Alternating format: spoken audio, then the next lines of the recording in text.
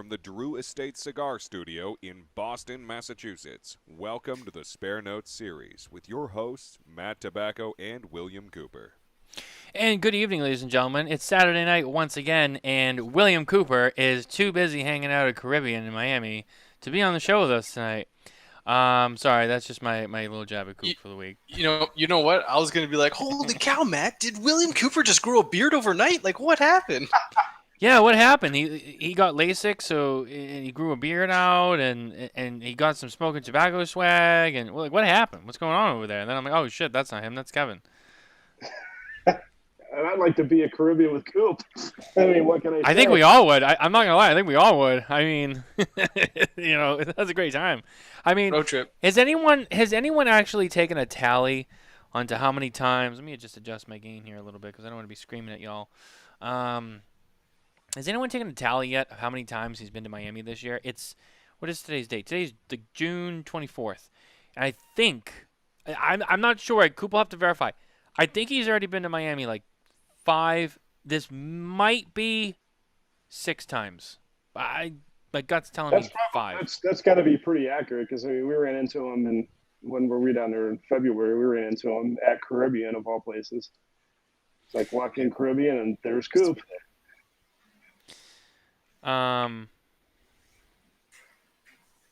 Sorry, I'm talking to your wife right now. I have to say hi because she said hi to me in the comments. I can't, You can't ignore that. No. You can't. It's like my West Coast mother. You know what I'm saying? I just, I gotta get in there. But no, I mean, we are back. I'm in the Drew Estate Cigar Studios. Mitchell is up in beautiful British Columbia in the Gurkha Cigar Studios, and Kevin, Smokin Tabacco Kevin. For those who don't know that, it's true. I haven't really made a big deal about it, but it's true. He's part of the team. So, what you're looking at right now, this is a very special moment because outside of Nicole, who's obviously on a maternity leave from cigar smoking, you're looking at the Smokin Tabacco team. This is everybody who makes up the team, minus Nicole. For those who don't know, for those who maybe missed out on that or kind of haven't picked up on the fact that Kevin's been writing reviews on the website for the last couple months, and I know people miss those little details sometimes, but yeah, so this is kind of like a coming out. We're coming out of the closet with our entire team. So this is it. This is there will be a 4th member who technically was also here tonight. His name is Matt as well. He smokes cigars. He enjoys them. He's not into cigars the way the 3 of us are.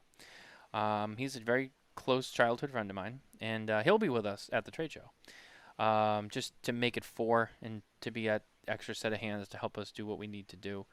But essentially, other than that, and other than the fact that Nicole can't travel, this is the Smokin Tabacco team, and these are the faces you're going to see in Las Vegas in 2 weeks for PCA 2023.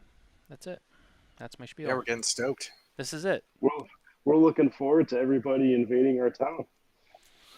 The NHL Stanley Cup championship town, greatest team to ever touch the face of the earth right now. Well, hold on, slow down. Let's not. Well, I was gonna wear my Stanley Cup champion shirt, but I didn't want Matthew to get all butt hurt. So why would I get butt hurt? Vegas is my number 2 team.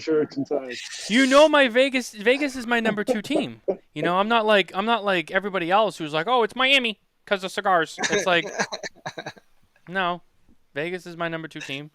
I was cheering you guys on. I wouldn't probably wear Vegas Stanley Cup Championship gear as much as I respect it. It's like, I probably wouldn't go that far, but I'm happy for them and I congratulate them because maybe I would. I don't know. I wear a Michael Jordan jersey, so and I'm from Boston, but I also really like Michael Jordan. That's a separate issue.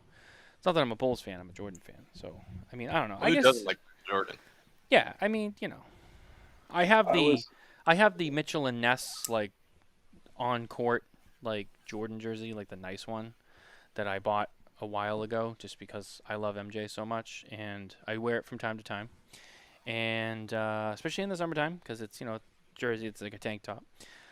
So yes, I've been known to cross colors. So I guess I shouldn't have said what I said in the beginning because that wouldn't make any sense. So, but anyway, Kevin, what were you going to say? Oh, I witnessed Michael Jordan make the shot over Craig Elo to knock the Cleveland Cavaliers out of the Eastern Conference Finals to go to the NBA championship game. That's right. That's right. That was brutal. MJ. And even though you were cheering for the Cleveland Cavaliers, I know that at the bottom of your heart, you're like, damn, it's MJ. That was one of the most amazing shots I think I've ever seen a guy take. Let me tell you, outside of just being a basketball player, I mean, that dude. By the way, speaking of, I mean, this kind of goes along with my point, but I think it was this week that the news broke that he's selling his majority ownership in the Hornets. And someone I was reading, and they wrote, like, I think he paid like Just under $300 million. He paid like $275 million for it. Yeah. And he's selling it for what? Like $2 billion? $3 billion. I think it's closed for just under between 3 and 4 billion. And it's crazy because when you look at it, right? Like during that time, like they never even went to the playoffs. At least I'm pretty sure they haven't. They didn't really do anything. So it's not like they became like this big winning franchise. Like it's like the Patriots, right? Robert Kraft bought the Patriots in like '95, and it was $175 million, which at the time, even that number was like, damn, dude, like what are you doing? It's the Patriots, and they went on to be one of the greatest franchises in NFL history. I mean, they got 6 Super Bowl titles. You got the Brady Belichick era. You know the whole thing. Built a new stadium. That team's worth like $5 billion now. So, but you can kind of understand why it's $5 billion. In when did he buy it? Like 2010, 2011, something like that? Maybe even a little later. Pays $275 million. Okay. And like 10 years later, a little over 10 years later, he's selling it for $2 billion. Like, but for what? Like, what did they do? They didn't do anything. So I don't know. That tells me that we're all in the wrong line of business, is what that tells me. Yeah, we can let's pool our cash and go buy an NBA team together. Smokin Tabacco NBA team. Hey, yeah, we can buy the expansion team that's going to come to Vegas. Exactly. So, exactly. Gentlemen, what are we lighting up?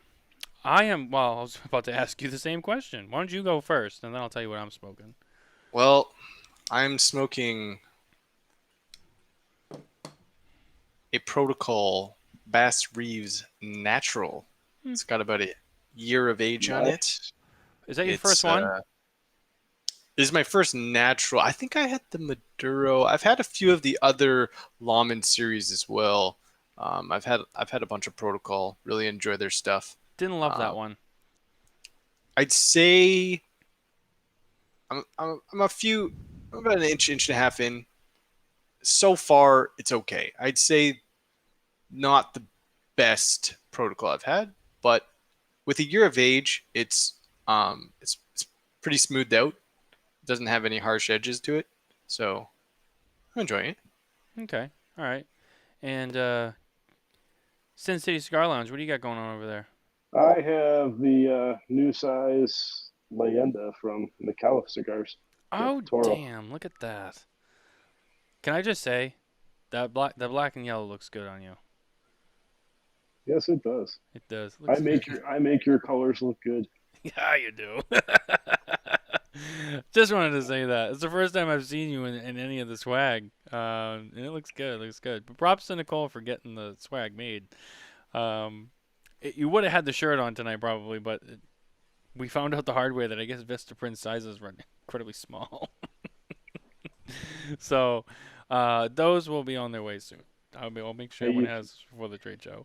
You didn't feed me all the food to get the extra padding, so yeah, touche. What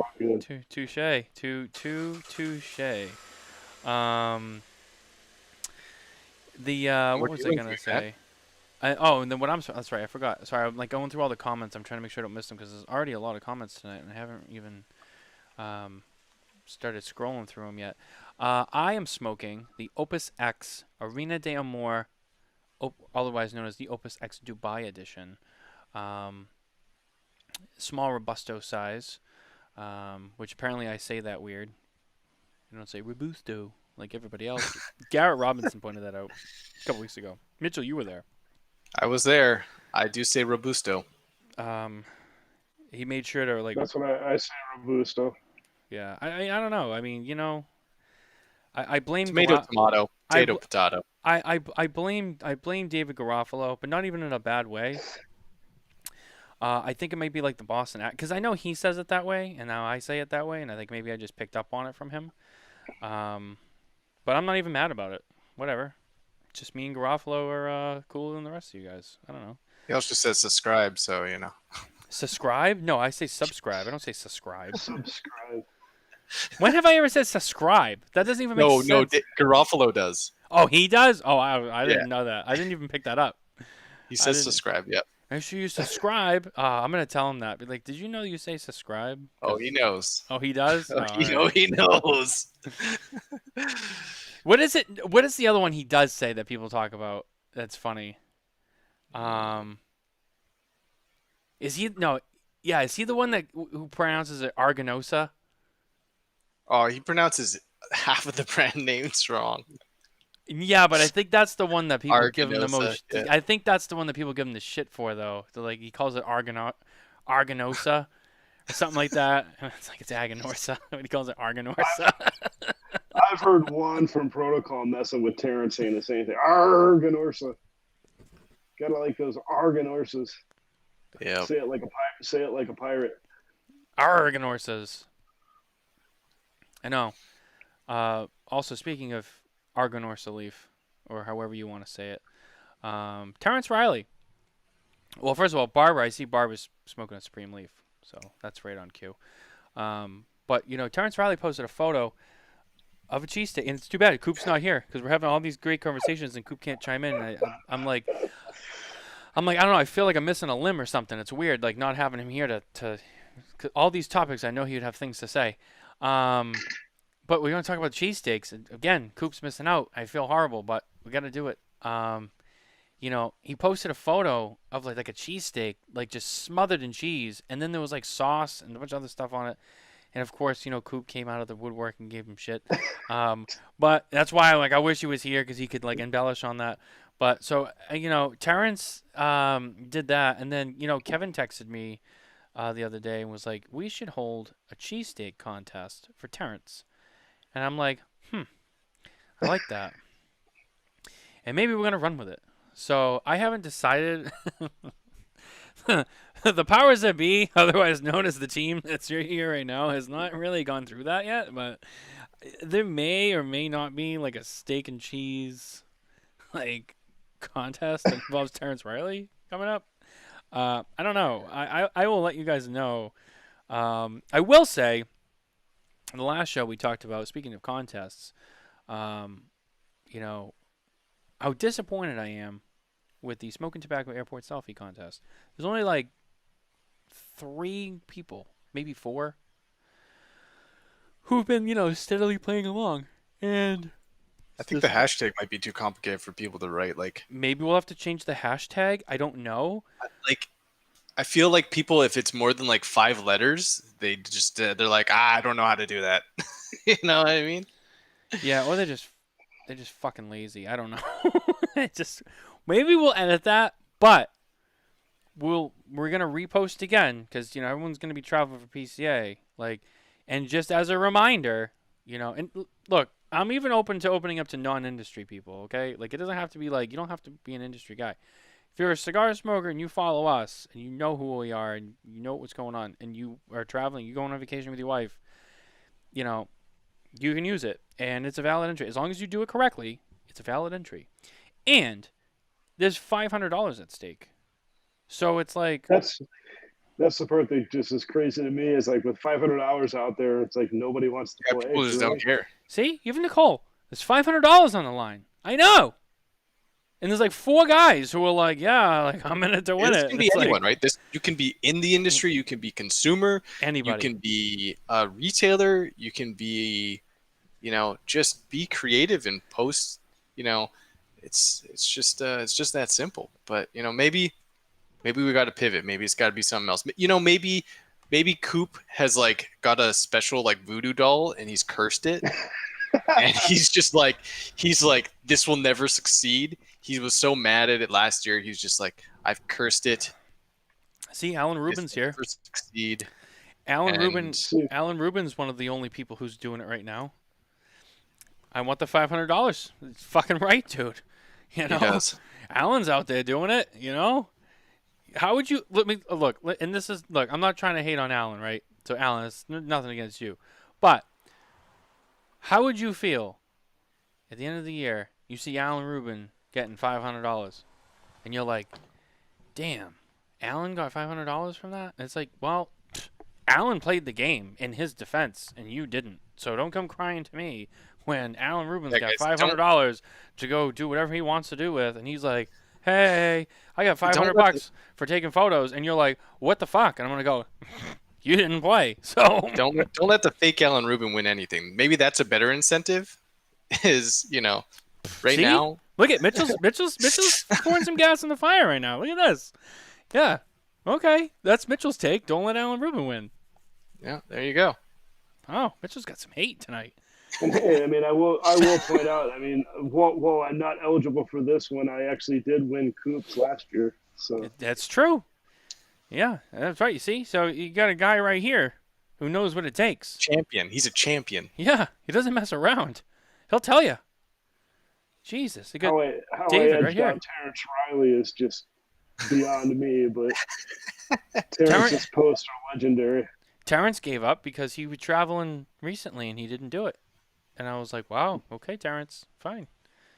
Like I might, he's saving his creative. He's saving his creative juices for PCA. I hope so. I'm gonna text him like Terrence. Incorporate cheesesteaks into his selfies. Yes, dude. The cheesesteak airport selfie with a Cinnabon. I'm gonna text Terrence and say, if you do the airport selfie going to PCA and you're in Miami International Airport, because I know that's probably where he's going to fly from.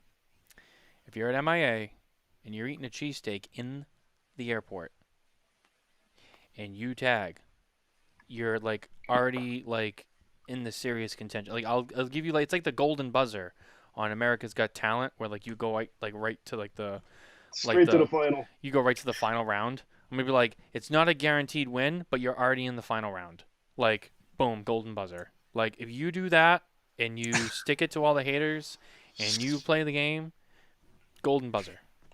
Boom. Terrence Riley's already in the running, like in the top 3. Well, there's only 3 people playing right now, so he's kind of got it. With Alan Rubin. With Alan, who also plays. So, I don't know. It's just it's like I try to do something that would be cool and give people an actual prize, and something that's really worth playing for, and get like 4 people doing it, and I know what's gonna happen. The end of the year is gonna come, and someone's gonna get it, and then everyone else is gonna be like, I didn't know about this. Like what? Like how do I do that next year? And I'm gonna be like, pay attention. Like, and we posted about it hundreds of times. Like, and no one played along. But it's all right. For those who know, they know. Like I said, we might have to. We'll brainstorm some other ideas. Maybe we'll come up with something a little different. Like I said, I think maybe Coop's just cursed it. Like, who knows? We'll see. So, as I said before, you are looking at the Dream Team, or the Smokin Tabacco Coalition. I shouldn't say that because that might get Coop upset. But this is the Smokin Tabacco Dream Team. So on the last show, Kevin, I don't know if you saw the last episode of Spare Notes, and I'm trying to actually remember it for myself so I can remember what we already talked about. But I know we talked about a bunch of different shit, but I know we talked a little bit about PCA, and kind of like some of the stuff that we already know about that's going to be released, or whatever stuff that's been announced for the show.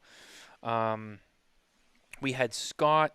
When do we have Scott on? Not this week. We had Dean Parsons this week, but we had Scott last week. Yeah, the week before. And so we got some, which was after the last Spare Notes. Yeah. So since then, we've also talked to Scott Pierce, and we got to ask some questions about the trade show and obviously some other stuff that's going on. Still don't have a confirmed answer on a confirmed destination for the 2025 show, although we were told an announcement was supposed to be made and it wasn't. They keep teasing us, man. I know, and that's Every and it was like time was they it? come on. I know, wasn't it? Well, no, wasn't it like Jay Davis back in like March was like, oh yeah, you're gonna hear about it like any day now, and then like 2 weeks later we had the next show, and Jay was like, yeah, it's supposed Any to go day now. out, and it got fucked up, but like it should be soon, and then. Now fast forward, Scott comes on last week, and he's like, we were supposed to announce it, but then it got pushed out. And I'm like, so, like, when are we going to find out? Like, I feel like it's the worst kept secret. Like, this is even a worse kept secret than, this is going to be, I think this is going to top, like, the worst kept secret in the industry. Like, out of all, like, the gossips and shit. Is like, it's going to be, we're going to New Orleans. Like, yeah, we know. We're just waiting for you to finally say it. Like, I feel like that's what it's going to be. So, but, we still don't have an official announcement, so we can't talk about it yet. The worst kept secret since Drew Estate returning to the trade show next year. Oh, my God. I could smell that one like a bad fart from a mile away. I knew they were coming back. As soon as I saw it to the USA coming back, I'm like, oh, Drew Estate's coming back. Like, I knew they were coming back. There was just no way. Davidoff, I still don't see coming back. They are the only one that hasn't said they will return, but I don't see them coming back at least like for a little while. If eventually they do, I think you'll probably just see those three for the next several years, and maybe Davidoff a couple years down the line. I don't know. I don't know. I just get the feeling like they're just still kind of on their own wavelength. With that, sorry guys, Got sleepy Matt tonight. I couldn't fight that one. We all knew, though, as soon as the first one jumped, that everybody else would follow. I mean, it's almost like your hands forcing you have to. Yeah. You're left behind in the dust if not. I agree, and a lot of them. I know there was several reasons for them to return, but I know that a major component of it was the moving of the trade show time to the spring of next year versus July. I know that was a big one for them. And, oh, look, Coop's texting me. Let's see what he said. Tell him to jump in the comments. He should. He's at Caribbean. You know what? He's at Caribbean. He's probably too busy talking to Hector Alfonso. He's smoking he's probably there with Hector. He's smoking the new, he sent me a picture. He's smoking the new Cavalier Inner Circle. The red one. What's the other name for it there? And I said, how is it? And he said, it's fantastic. So that's awesome. I know he also got his hands on the EP Carrillo Pledge of Allegiance, which I've been wanting to try. And I have to track some of those. I think they just shipped like this week, so I got to get my hands on those. I have to say, and Kevin, I think I was with you at TPE. We went to Tap and Ash, and I think that's where I had it. Yeah. Because we went out, me and you and Barbara went out to the Mobile Cigar Lounge. It was back at TPE. It was cold and rainy. And we were out in the Mobile Cigar Lounge. And I grabbed the green one. Was it the Allegiance? Alliance? Yeah, the Allegiance. Yeah. Pre-PCA Allegiance. That's the green. We both smoked that. Yeah, we did. And it was good. Mm-hmm. It was good. And, I have to say, I've been really impressed with the EP Korea releases. And I just really enjoyed them. And I feel like I don't smoke them as much as I should because every time I have one, I really enjoy it. And the Pledge of Allegiance shipped this week. I also know, I think it was this week that the Firecracker that they did with United also shipped as well. That looks good. Yeah, so I want to get my hands on that one too. So I know that which I think is based off the Pledge blend. And Yes. yeah, so I really want to try those too. Those are high on my list. I'm sorry. Let me get back. I was trying to text Coop. I'm trying to multitask, but I'm not really succeeding tonight. I'm trying to text Coop, be like, "Hey, watch Spare Notes." Well, one of the questions we had last spare notes is what do you expect or what are you excited to see at the trade show, Kevin? Is there anything so far? I know we've gotten a lot more releases in the last 2 weeks. When we talked about this, I think there was like 7 total cigars said. But this last week, Yeah, I it think seems like this last week there's been a lot of stuff. oh my come god, out. nonstop You with the know, press releases. I mean, I definitely want to see the new foundation. Yeah. Yeah, they announced a couple of That projects was this the week. one. That was his. I think in that his first Cameroon wrap cigar, if I'm not mistaken. Which one is he doing, Cameroon? I Is it thought on that was it, or is it? Is it the It Metapa? was on. I thought Yeah. that was The Sumatra. Matapa? See, now you're Metapa? gonna Whatever you say. catch. See, you catch me unprepared now. It's That all good, you know. so the Metapa, the Matapa, however you say that, that one's a Ecuador Sumatra wrapper, Connecticut broadleaf binder, and fillers from Esteli and Jalapa. So Yeah. it's not that one. I know he's doing a new, and I can't Is it find the one of the Charter Oaks? Yeah, I think The the new tr- Charter Oak one? the Yeah, there was something that he had said, and again, I read it and I made a mental note of it, and I didn't write it down. And so Kevin, Yeah, Malolo's always got cool stuff coming. I don't know if you saw this already, but Dan Thompson has vowed to be a sponsor of yours, so you can upgrade your audio equipment, which I know you are in the process of doing. So Yes. Kevin is getting himself show ready. He is getting a studio set up and getting all his equipment and all that, so he can be on the shows regularly. So Dan, you should get with Kevin and hey, he's looking for some sponsorship too. He's breaking through onto camera, so you guys should get together and. Yeah, that would be absolutely awesome, Dan. Thank you very much, and definitely much needed. It's earbuds definitely don't quite cut the mustard. Don't quite cut the mustard. I don't think I've ever heard that one before. It must be an old people term. I don't know. Hey, respect your orders. I'm surprised Mitchell didn't laugh with me on that one. He just stayed stone cold. Like, okay, it's supposed to be on my team. He's the same age as me. Hey, Actually, sometimes we gotta back the old people, he's such an ass kisser, What are we gonna do Hey, here? Kevin's gonna be making me look good at the trade show. I gotta make sure he's happy. I made a joke See, to I Mitchell. can make you look good, or I can throw you to the wolves. One of the two. Exactly, or maybe a little bit of both. Now, that's the thing about Kevin. Kevin lives in Las Vegas, and you know what they say about Las Vegas? There's a lot of holes in that desert, and a lot of problems are solved in those holes. Just saying, it's true. Don't fuck around and find out with Kevin. So, we can't beat him up too bad. Nicole comments, selected tobacco. Yeah, I mean, selected tobacco is definitely one of the, again, 2 years in a row. I'm like already exhausted thinking about covering that booth because I know there's going to be a lot. I'm just, and it's going to be packed. It's going to be busy. I predict Oliver wears another, amazing 3-piece suit with a nice shirt and tie because he's a gentleman and he knows how to take care of himself and he knows how to present because, he is a truly unique individual. He knows the assignment and he does it. And, so does Nelson and everyone on that team. Last year they showed up with their new booth and it was fantastic. You've heard us probably talk about it hundreds of times because it was that good. They rolled out a couple of products, one of which went on to be Cigar of the Year with us and with Half Wheel. So just saying, they came with some heat last year and they're showing that they're going to try and bring some more heat this year. And I don't doubt it. So I'm very excited for that one. Again, we talked last year. I know you guys weren't really involved in this discussion, but last year on Spare Notes, it was me and Coop, and then the regular show was me and Nicole. And one of the things we would say, hey, which booths are we excited to see? And last year was a little bit different because last year was like the year when a lot of brands like McAuliffe and LFD and United were all like returning to the show from taking 2021 off. So a lot of it was like, well, we're excited to see those brands just come back to the show.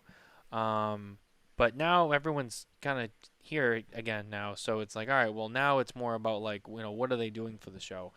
Not that, it's not just them just returning as a big deal. Like, okay, like we saw you last year. So like, what are you doing this year? United understood the assignment. They came back. LFD is not one to really release stuff constantly. So I didn't expect them to come out with something. They had something new last year, as well as their NFT project, which, if anyone followed along with that, was a huge deal and a huge success for them as a company last year. So I anticipate LFD comes, nothing really major new, but just continuing to work with their customers and clients that they have, which I think is important. Continuing to work on those orders for the Solus, which is their newest cigar. Which, by the way, Lito Gomez Jr. will be on the Smokin Tabacco show in a couple weeks, so mark your calendars. It's the week of the trade show. It's the day before. It's the day before I leave. As I leave Thursday, so Wednesday night. It's at the 5th. Fifth. Yeah, there's a 5th. Yeah, that's So the 5th. yeah, so July 5th, Lito Gomez Jr. will be on the show to talk about the LFD Solus, which is a cigar that he worked on with Tony and Lito Sr. And really excited about that. Kevin mentioned Foundation. I know they got a couple of things coming out. Crown Heads is adding a new size to Mil Diaz. They're bringing a PCA exclusive Le Pâtissier. So I mean, then they get the Las Calaveras, which I believe is already shipping. I think it's supposed to ship June, and we're at the end of June. But I'm sure it'll be available at the show. CLE/CLE Asylum, they have the Asylum Sensorium, which I don't know. Mitchell, I know we've talked about. Kevin, you know about the Sensorium, right? Not so much. The Sensorium is one that they announced about a month ago, and they're using a new kind of tobacco that they say they've always gotten low yields with, and I believe, if I remember correctly, it's called Piñareno. Piñareno, I believe, is the tobacco they're using, or the seed that they're using, which I know that they said was very, very susceptible to the blue mold, and so it's been difficult to get a lot of yield out of it. And it's growing. They're growing it in Honduras, and it's a new project. It's a new new blend, It's a new new cigar, price point for them. new price point for them. I believe there's two. Is it two different sizes? And I believe they're like $65 and $70 respectively. Wow. Yeah, and Comes in a coffin. yeah, and the other thing is, I believe Christian and Tom will be going to the retailers who carry it to do tasting sessions with consumers with that cigar. If I remember correctly, I'm trying to remember like everybody's stories off the top of my head without having to search for them all. Yeah. I'm almost positive that they're going to be doing like events with that cigar. That's huge, because that definitely adds a personal touch, especially to a cigar in that price point. That really helps get the consumer involved, so they know what they're experiencing. So, like, I would be a buyer, for something like that. To be able to go and experience with those guys and learn what I'm supposed to learn about a new cigar. So I just noticed that Barbara said that we're frozen, no sound. What? You're fine on my side. We You're keep fine losing in my sound. feed. We keep losing sound on Matthew. Well, I don't think it's a microphone issue, because I mean, I know my mic's working. I hear myself. You guys hear me. I'm not sure. If anyone else noticed, please let me know. Yes. I just refreshed Facebook Live, and it seems like it's working. Yeah. We're back now. All right, cool. I don't know, Barbara. You also, yeah, Barbara. The only thing well, I don't think that would matter though. I mean, I was gonna say maybe because Kevin's like streaming onto the show, and I don't know. Because you guys are in the same house. I don't know. I'm not sure what happened there, but I'm sorry, Barbara. That's a cool project by Asylum. I think That's actually really cool. So that's going to be at the booth. I know they have new packaging on Asylum that they're going to show, which I saw at TPE for the first time, and it's really cool. It's kind of like simple, but it's really crisp, Yeah. And I really liked it. They also announced this week the Asylum 867 will be at PCA, which I believe used to be a shop exclusive with Deadwood Tobacco Co. In Deadwood, South Dakota, and I believe this is, if I remember correctly, if I'm reading this correctly, this is going to get now a national release And there's 3 blends. There's the Auntie, the Midnight Oil, and the Zero. And if I remember correctly, they mentioned something about this at TPE, but they wouldn't really get into it. But these will be at PCA 2023. So CLE's got a couple of things that they're bringing, which is nice. Blackworks is bringing out the Poison Dart, and I believe there was another one that they had too. It was actually Black Label. So, I mean, I would put it under the Fabrica Oveja Negra umbrella. Because it's multiple brands, but they all kind of fall under the same hat. Black Label Trading Co. is bringing new Vitolas for several of its core lines. And then Dissident Cigars, which is also in that group, will be bringing the Revolt, the Dissident Revolt, to PCA. So Fabrica Oveja Negra will have several different projects scattered across their different brands. For those who follow them, which that's a factory that I have been, very into the last couple of years. They've made some really great stuff.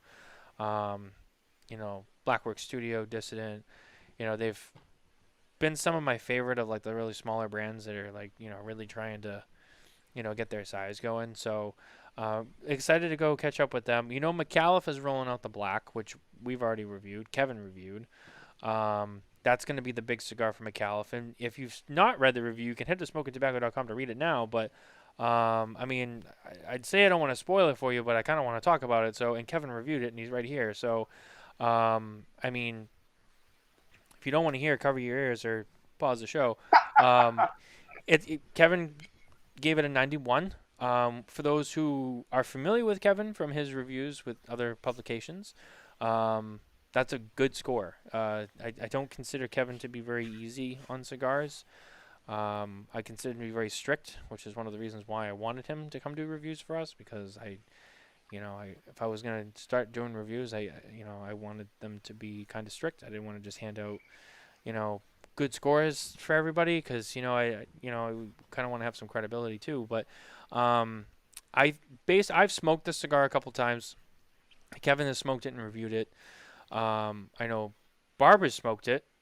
Mitchell is the only one that I think from the team that hasn't smoked it, and Nicole for obvious reasons. But it's a very good cigar, in my opinion. And Kevin, I'll let you chime in after this too, because I know you've also smoked a lot of McAuliffe stuff. I think this is probably the best cigar that McAuliffe has ever made. Not that their other stuff's bad. That's not what that means. It just this is the one where I was like, holy shit.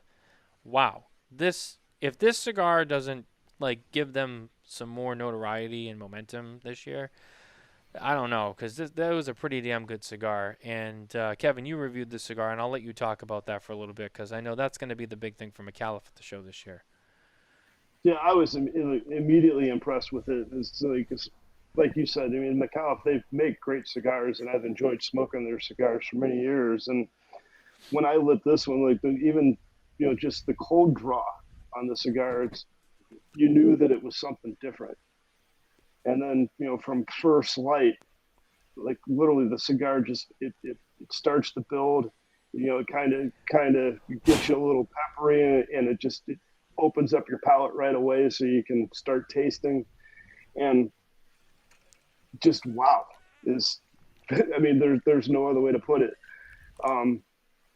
You can tell, I know talking with Dan, he said that they definitely had worked on this for 3 years. So, you can definitely tell that they wanted it to be something special, and they did everything within their power to make it something special, and mission accomplished. I've talked to several other friends that have smoked it, and Matthew's comment, they've shared the same sentiment. It's like, wow. I would never expected this. This is by far the best McAuliffe cigar I've smoked. It's different. It's outside the box. And it's just an outstanding smoking experience. And then when you throw in the price point, it punches way, way, way over its weight class. Wow. And for $8 retail on this cigar, it's like, you're almost doing yourself a disservice not to go buy it.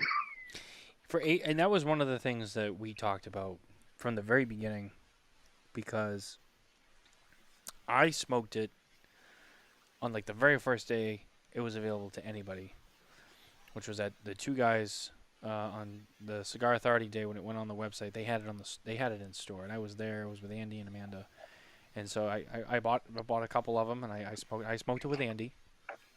And I remember I was sitting with Andy. We were in the back of the cigar the podcast studio upstairs at Two Guys Smoke Shop, and I mean I was still like doing my light puffs, and I looked at Andy, and I just gave him that look like, seriously, and I took that first few in, and I was like, damn, and he was like, right, and I was like, that's pretty good.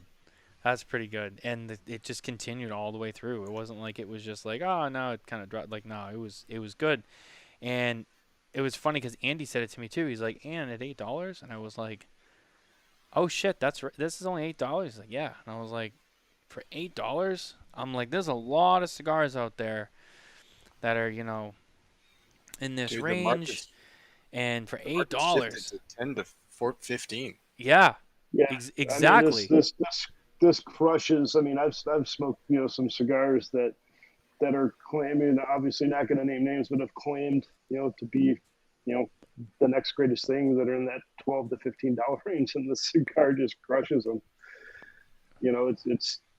It's amazing. I mean, like I think like every manufacturer now and again they end up having that one cigar that if you're not familiar with the brand or you've never smoked the brand before and you smoke it, you instantly become a fan of the brand, or it opens up different avenues to different consumers for the brand. I think this is the cigar from McAuliffe. I mean, it's people aren't super familiar are going to learn McAuliffe, and that's going to make them like McAuliffe. And people that have kind of, maybe it's not their cigars aren't quite for me. If you smoke this, it's going to make you want to go back and revisit their old catalog because it's that good. I mean, it makes you a McAuliffe Cigars fan. Now, Chris Van Aken says we need that in New York, and I'm gonna take a stab here and say that he's referring to that cigar being at $8 because I know that New York has high tobacco taxes. So yeah, I mean, Chris, if that's what you mean, I don't know if that's what you meant. I assume that's what you meant, but if that's true, yeah, I mean that's a perfect example. You have a cigar yeah, he says yeah. So yeah, I mean, a cigar of that quality at that price point, I mean, people like Chris who live in these areas, um, that's a pretty big deal because when you only have so much money to spend on cigars, and you live in an area that's already kind of tough with the taxes. I mean, maybe not quite what Mitchell deals with in Canada, but still, we have several states like New York and California. I believe Hawaii is pretty bad. Massachusetts, where I live, is pretty bad, but I don't buy my cigars here, so Massachusetts can kiss my ass. And I believe Vermont has a high tax. Maine has a high tax. Yeah, I mean, a cigar that kind of quality for that low of a price, I mean, like Kevin said, you're going to be doing yourself. You're shooting yourself in the foot if you don't smoke that cigar. I mean, unless for some reason you really don't like it, but, I mean, you like that cigar, you should be buying boxes of those because that's a great value. You're going to get a great experience out of it. Which, speaking of taxes, and, Kevin lives in the great state of Nevada, the Battleborn state. A big win recently. We talked a little bit about this with Scott a few weeks ago. They recently just passed, and it goes into effect July 1, just in time for the trade show, when everyone comes to town. Nevada has passed a 50-cent cigar tax cap, which goes into effect July 1, which is fantastic. And Kevin, we were talking about this earlier because, and you actually gave me a great example, and I'm going to let you, if you remember, we were talking about like Davidoff specifically. Yeah, I mean, it's huge, I mean, you figure we had a 30% tax, and we still have a 30% tobacco tax, but now anything that's deemed a premium cigar is a 50-cent cap. So, I mean, pretty much any cigar over like $4, you're going to see a significant savings on. If you take if you figure, cigar figure markup is, the tax is obviously on the wholesale price. So if you figure you have, a $9 cigar, so you have, 30% tax, of of $4.50, so it's roughly like $1.35 tax. Now that tax is 50 cents. I mean, it's 85 cents. So I mean, realistically, that $9 cigar is now going to cost roughly, $1.70 less. And if you multiply that times, box, it's $34 a box Yeah, savings. it I adds mean, up and too. if you get up to the 15, 20, 25, $30 cigars, it's massive. I mean, a box of Davidoffs, I mean, you're literally talking $60, $70, price difference on the shelf. I mean, obviously it doesn't have any impact on MSRP, but, retail plus 30 is huge. A $300 box of Davidoffs is roughly, $360. Now they're going to be, you figure $5 tax times 10, so they're going to be $310. So roughly a $50 savings on a box. It's massive. Yeah, I mean, and I believe this is the third tax cap law that they were able to pass just this year. I can't remember where the other two were, but I remember Scott saying I think this is the third one that they've gotten to go through, which is huge.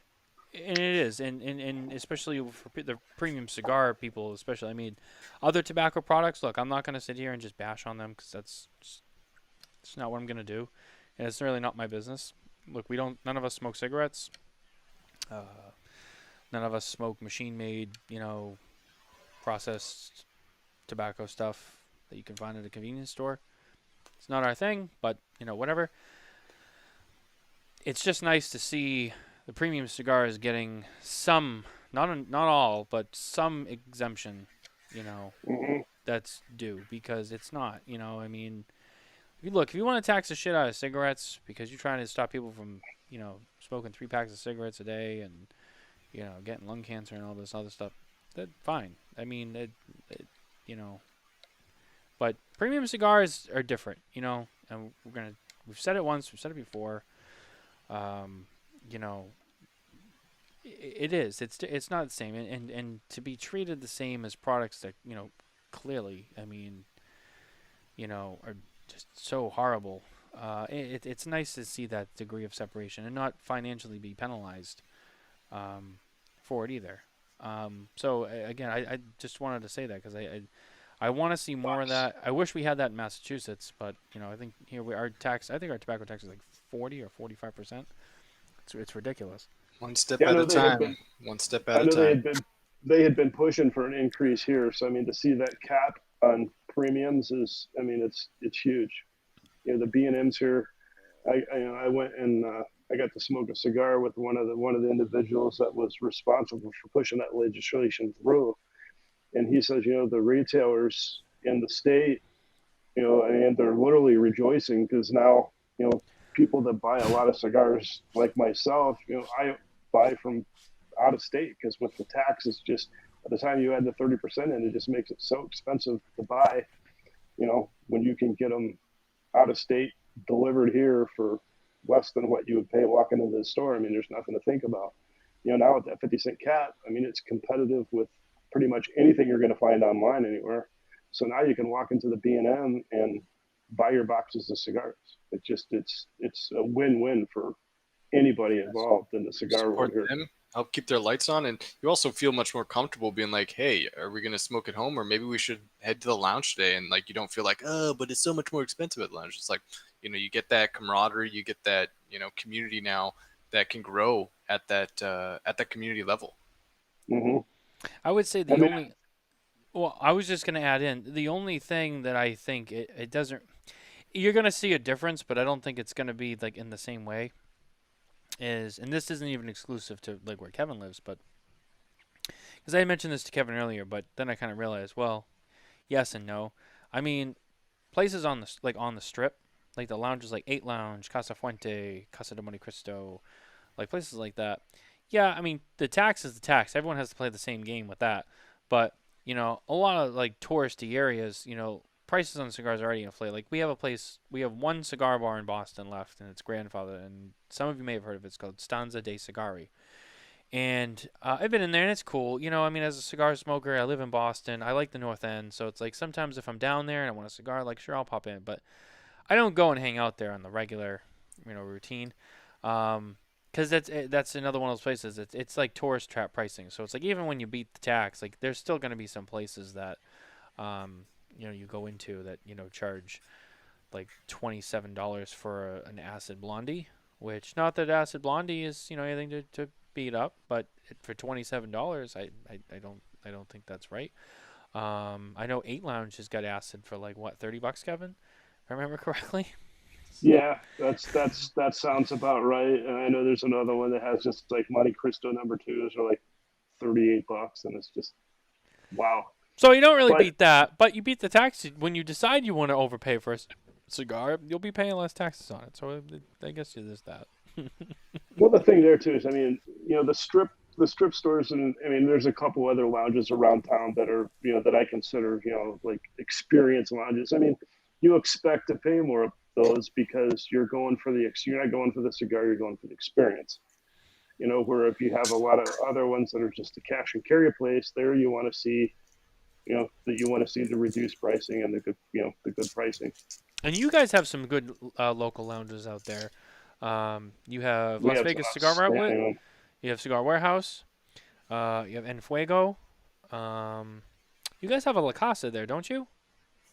We have La Casa. We have Tap and Ash Social Club. Tap and Ash?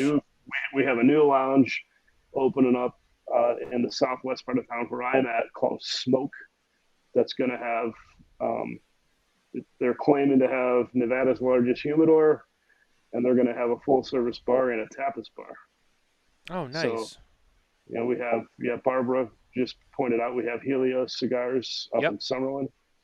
So, on that, he's a great guy. I know the Lampert guys are involved. If you actually look at one of the Lampert cigars, that's actually on it in a top hat on the band of that cigar.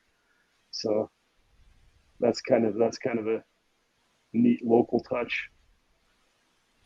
Yeah, and Chris adds that too. Those types of places won't lower their prices. It's the experience. And that's true. And again, that's why. I mean, that's about the experience. So, that would be the only addendum I'd make is like, don't forget some places you really won't see a difference because that's just the kind of place it is. But, you're like Kevin said, the local places you go where you go to cash and carry, you're just going in to buy cigars and leave, which for most people is really the primary place. I mean, people don't buy bulk at a lounge, whether it's in the Vegas Strip or it's in New York City or it's, downtown Boston, the one we have, or any place like that. I mean, you're going there to buy singles and hang out. So, but yeah, I mean, your local retailers where you buy boxes and boxes and, you probably buy most of your inventory if you don't buy it online.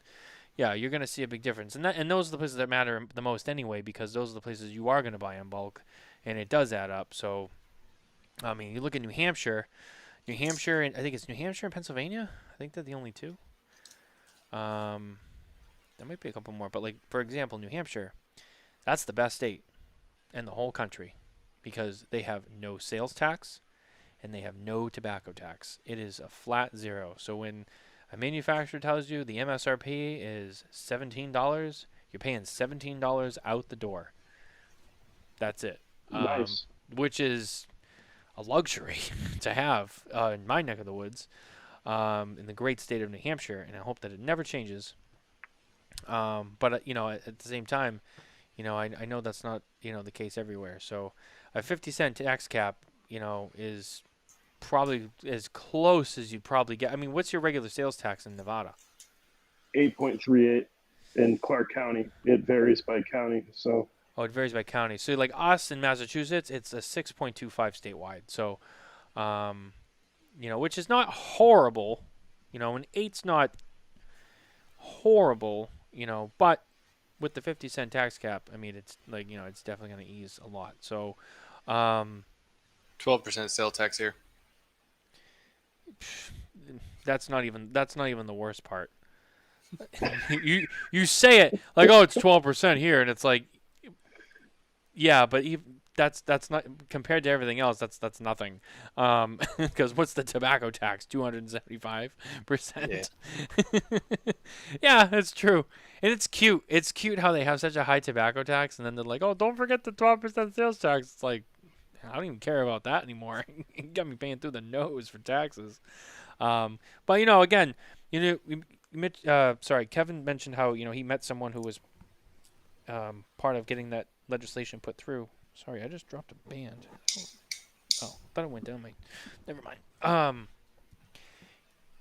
But again, those are the people who push for these things and whatnot. And Mitchell, I think you talked about this on the air one time, but you look at the situation in Canada, they didn't have people like the PCA and all these petitions and all that stuff. So when the legislation was introduced up there, it just went right in because there was no opposition to it. So they passed those ugly taxes and they passed plain packaging laws up there because they didn't have people who were going like, whoa, whoa, whoa, whoa, whoa, we don't agree with this, and and like we have with PCA and CRA and all that stuff. So that's why, again, we talk about it, and I know it sounds boring because it's like, oh, I'm so sick of hearing about PCA, but it's like, but that's what the PCA does.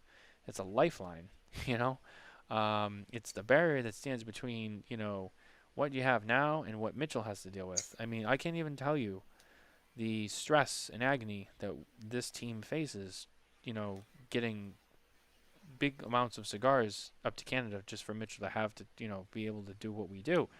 I mean, it's a pain in the ass. I know. I'm sorry.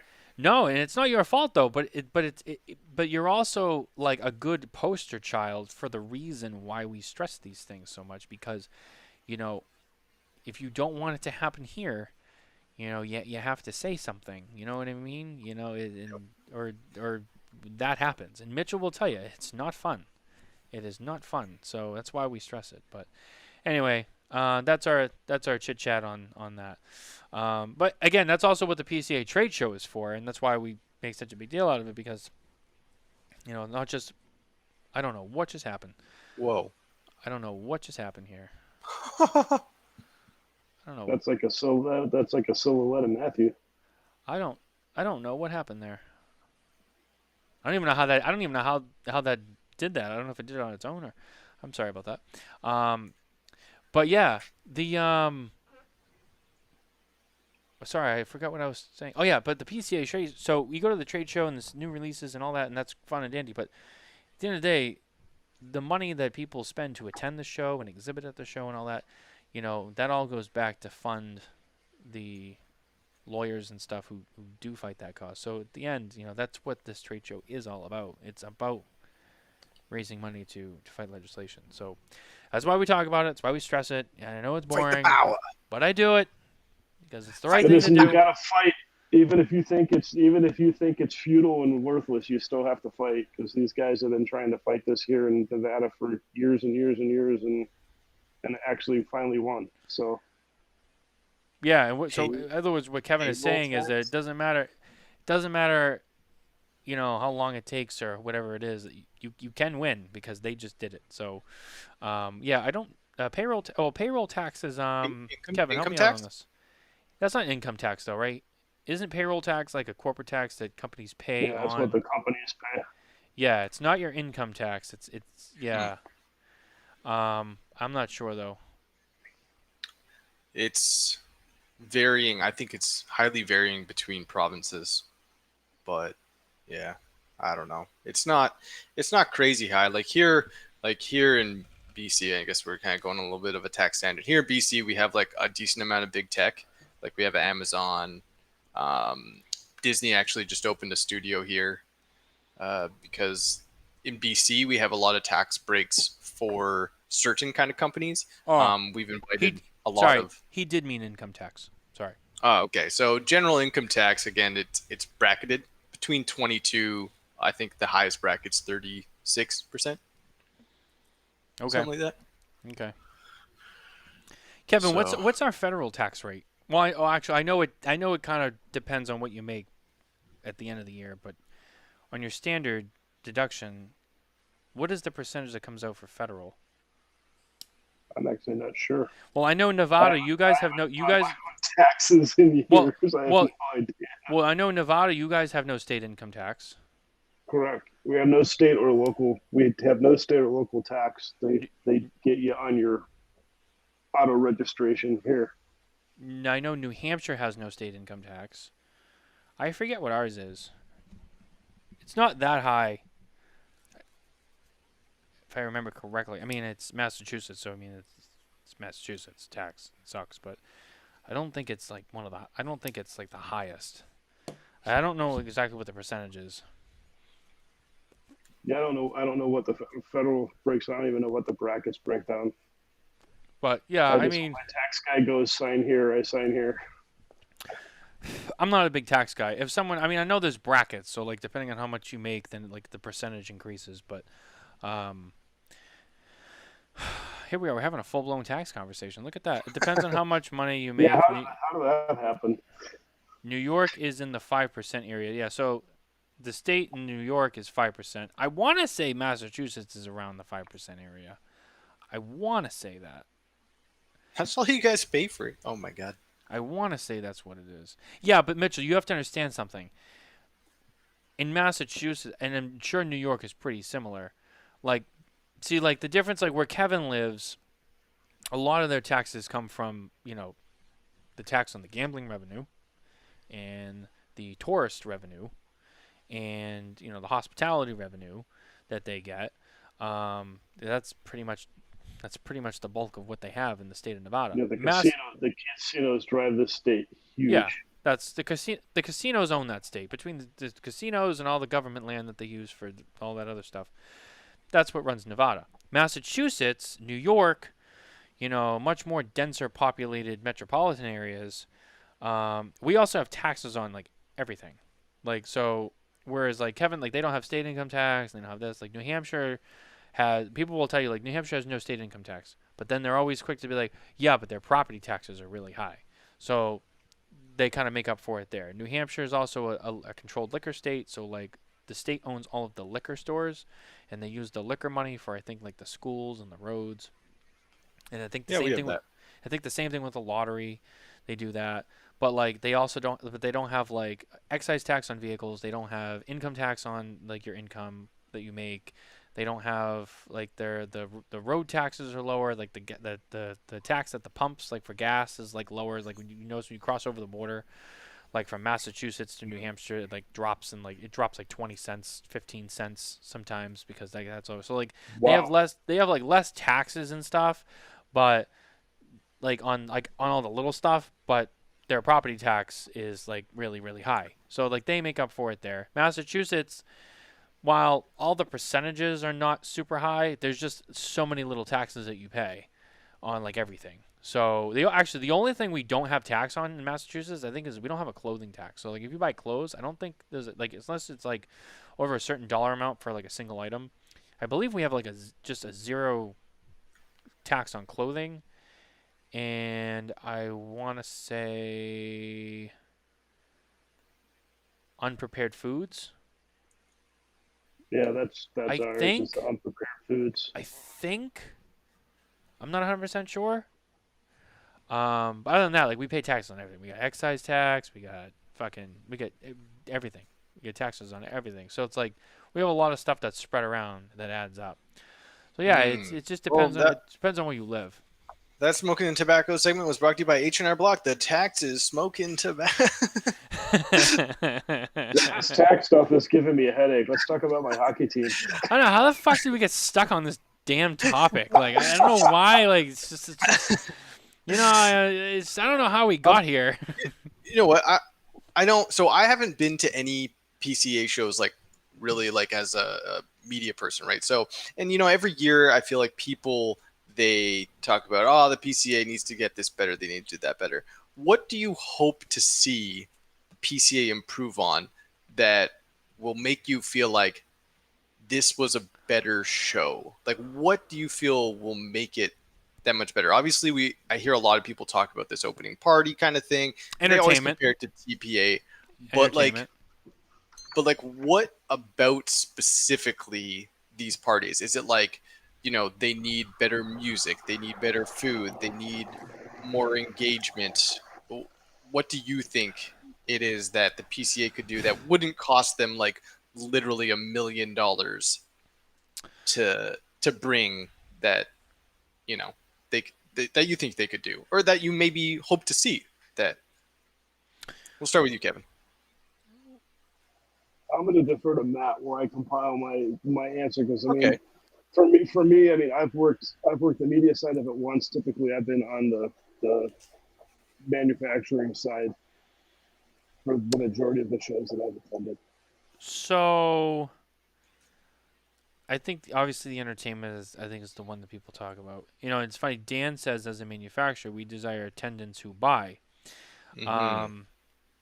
and he's definitely right. I would say the caveat to what Dan says is to get more attendance to the show, you have to make the show appealing so that the people who will buy will actually come to the show and spend money.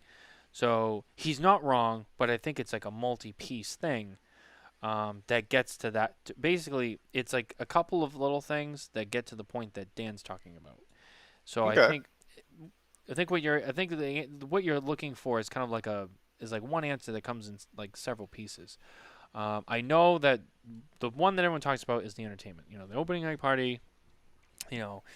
Everyone's always saying they want the party to be more like TPE, and I know why they're saying that. Kevin and I have both been to the TPE party several times. We know what that's like, and I get it. I mean, and look, anyone who's been to it, it's hard to be like, no, like who cares? It's like if you've been to the TPE party, like shit goes down. So yeah, I mean it's cool. It's they get like a live band playing, and it's very club like, and they got gourmet food there, and it's got more of like a a party vibe to it, not like a formal cocktail reception at like a White House gathering kind of thing. I don't really know how to explain it, but I think that's part of it. I think another part of it is people want to go to the show, but not have to put another mortgage on their house to go. I know a lot of people have complained about how expensive it is.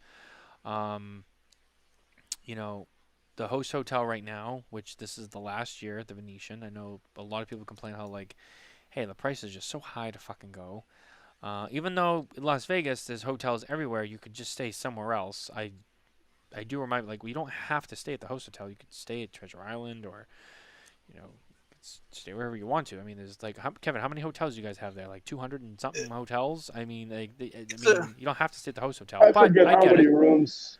I forget how many rooms total there are in town, but it's just. I mean, just on the strip, it's utterly ridiculous how many rooms are here. So I mean, my only argument against the people who say like, well, it's so expensive to stay there. It's like, well, I mean, you don't have to use the host hotel. You could go stay at any other resort. I mean, you got 3-star, 4-star, 5-star. You got take your pick. I mean, there's so many hotels. Like, and I know like they're all relatively like on the price, but I mean, there are some that are much more forgiving on price that aren't bad to stay in. So, um, I, okay. I mean, I know people complain about that, but you know, No, I think that's going to improve after this. I think that's and so. then I think the big one is look, people kept saying they wanted it earlier. They didn't want the show in the middle of the summertime because you got a lot of stores who are in the colder areas who, the only busy time of the year is, like end of May to like beginning of September, and then like it gets quiet again. So unless you live in like Florida or, Texas or, wherever it's,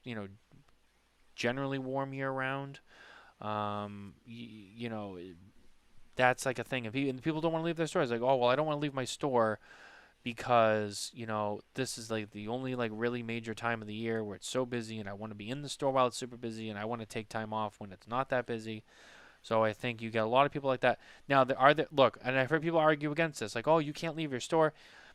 Are there bigger stores that have bigger staffs whose ownerships and GMs and all that can leave the store? Yeah.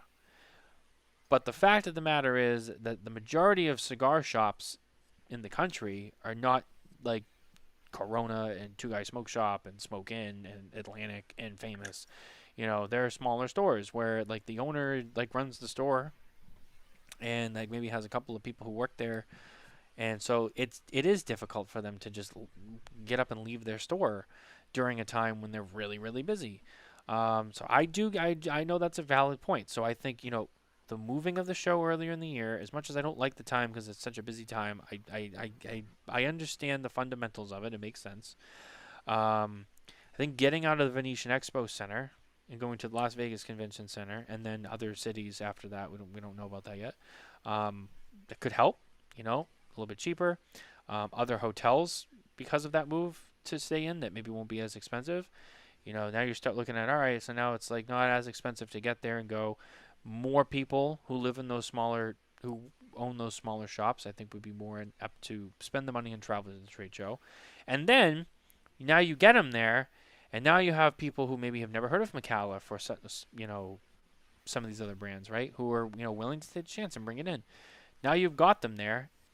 Now they poke around and hey, well, it didn't cost us so much to get here. We're here, and we maybe we get a little bit more money to spend now. Yeah, maybe we will place that order with McAuliffe Cigars and finally give them a try. Or, so I think it's a combination. I think, and then of course people are like, hey, I'm gonna spend the money. I'm gonna go on this business trip, so to speak, because that's kind of how people look at it. It's like, hey, like when I'm done doing that, like I want to unwind because I'm walking around a trade show and I'm talking about prices and ordering and all that. Not like at the end of the day, I want to have a nice dinner and then I want to have some nighttime entertainment. I want to unwind.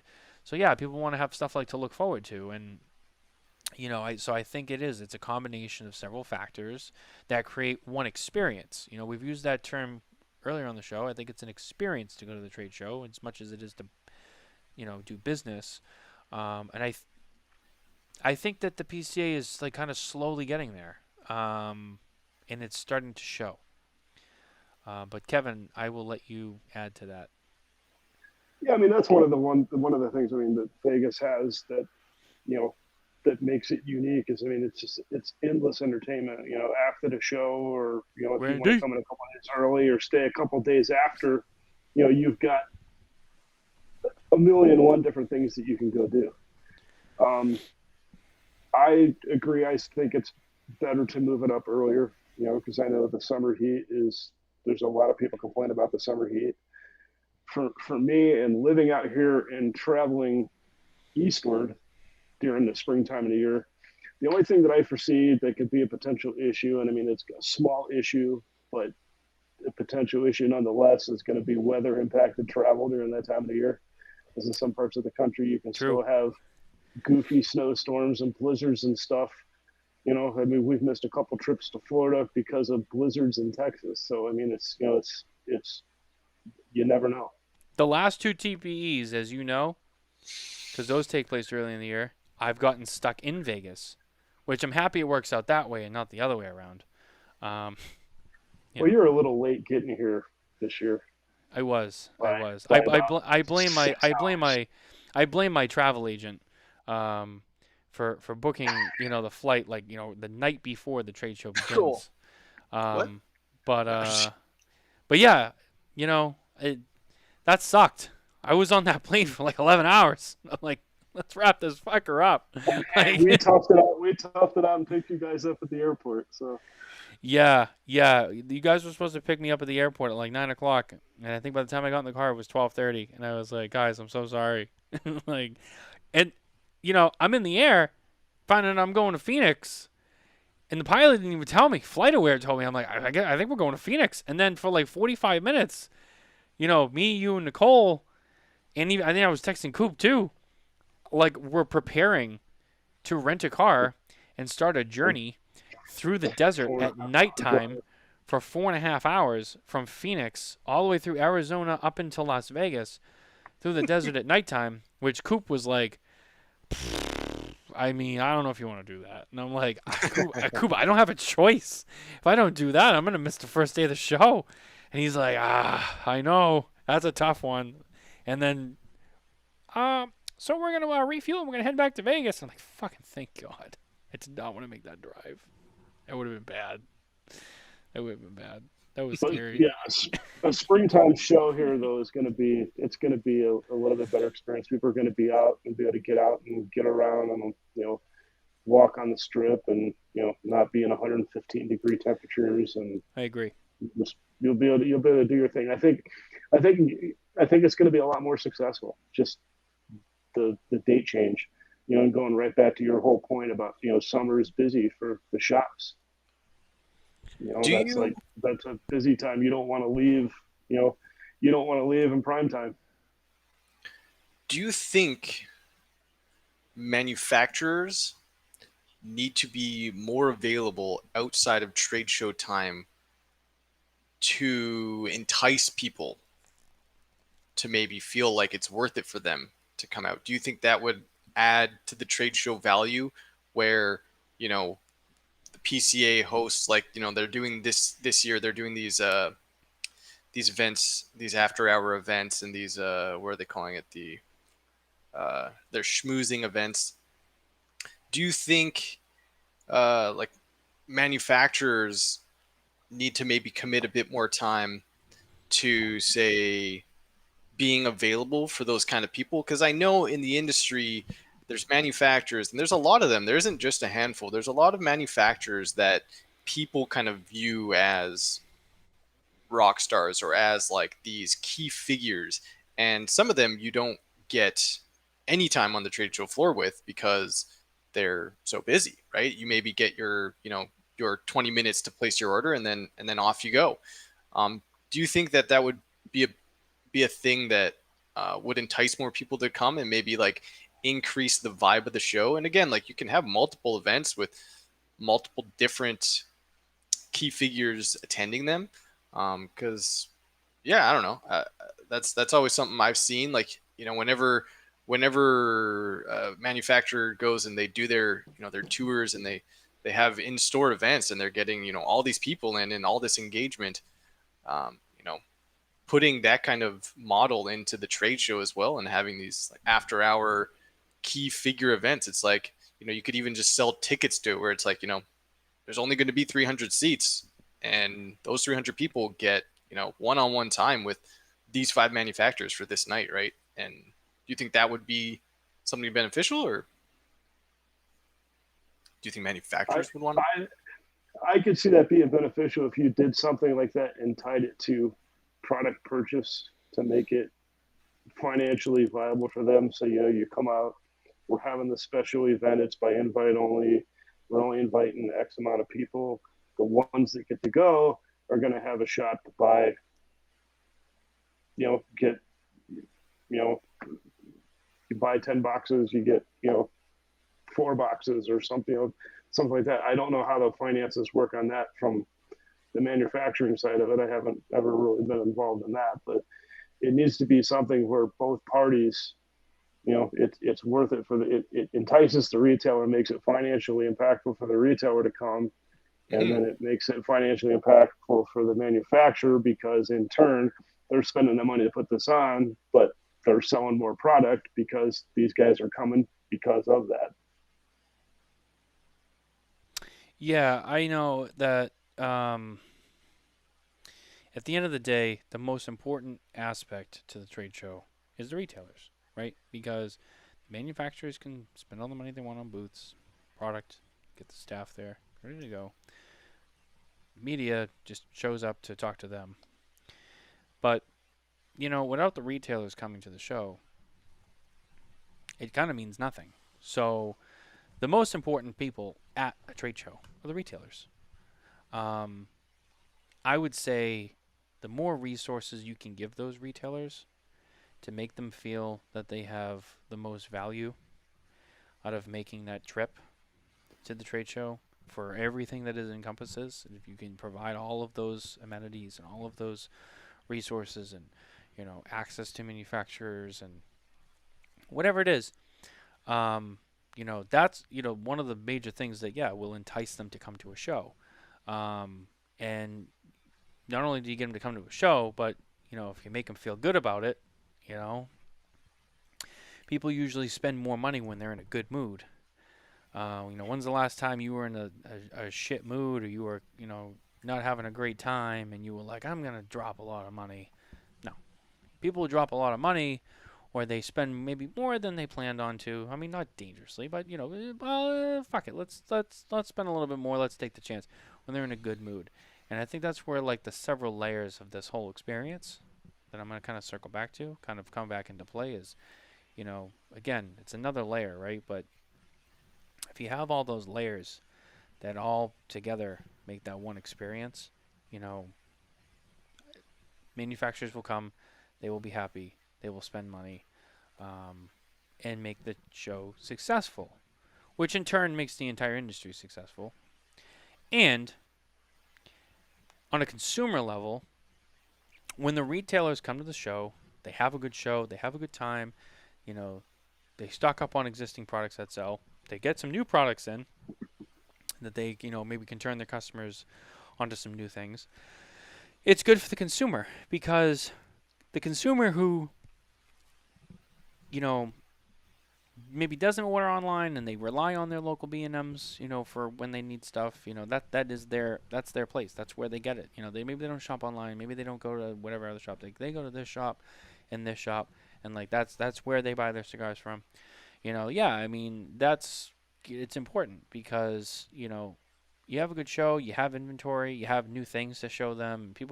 Especially people who like to try new things, which I think most cigar smokers today, with the exception of maybe some of the much older people who are still set in their ways from 30 years ago, are very open to just trying a lot of new things. So, again, someone had once said to me, like, hey, like, how does the show, impact the consumers who, don't go to that show because it's an industry show, but how does it affect them? Well, it affects them when you put on a good show that has all of the layers of the experience that makes retailers want to spend the money and take the time away from their stores to come to attend a show like that, to do business, find products, restock on products, whatever. And then even meeting with manufacturers and, like, some of those higher profile brand owners, right? The Rocky Patels, the Carlito Fuentes, the George Padrones, the Pete Johnsons, and, the Nick Perdomos.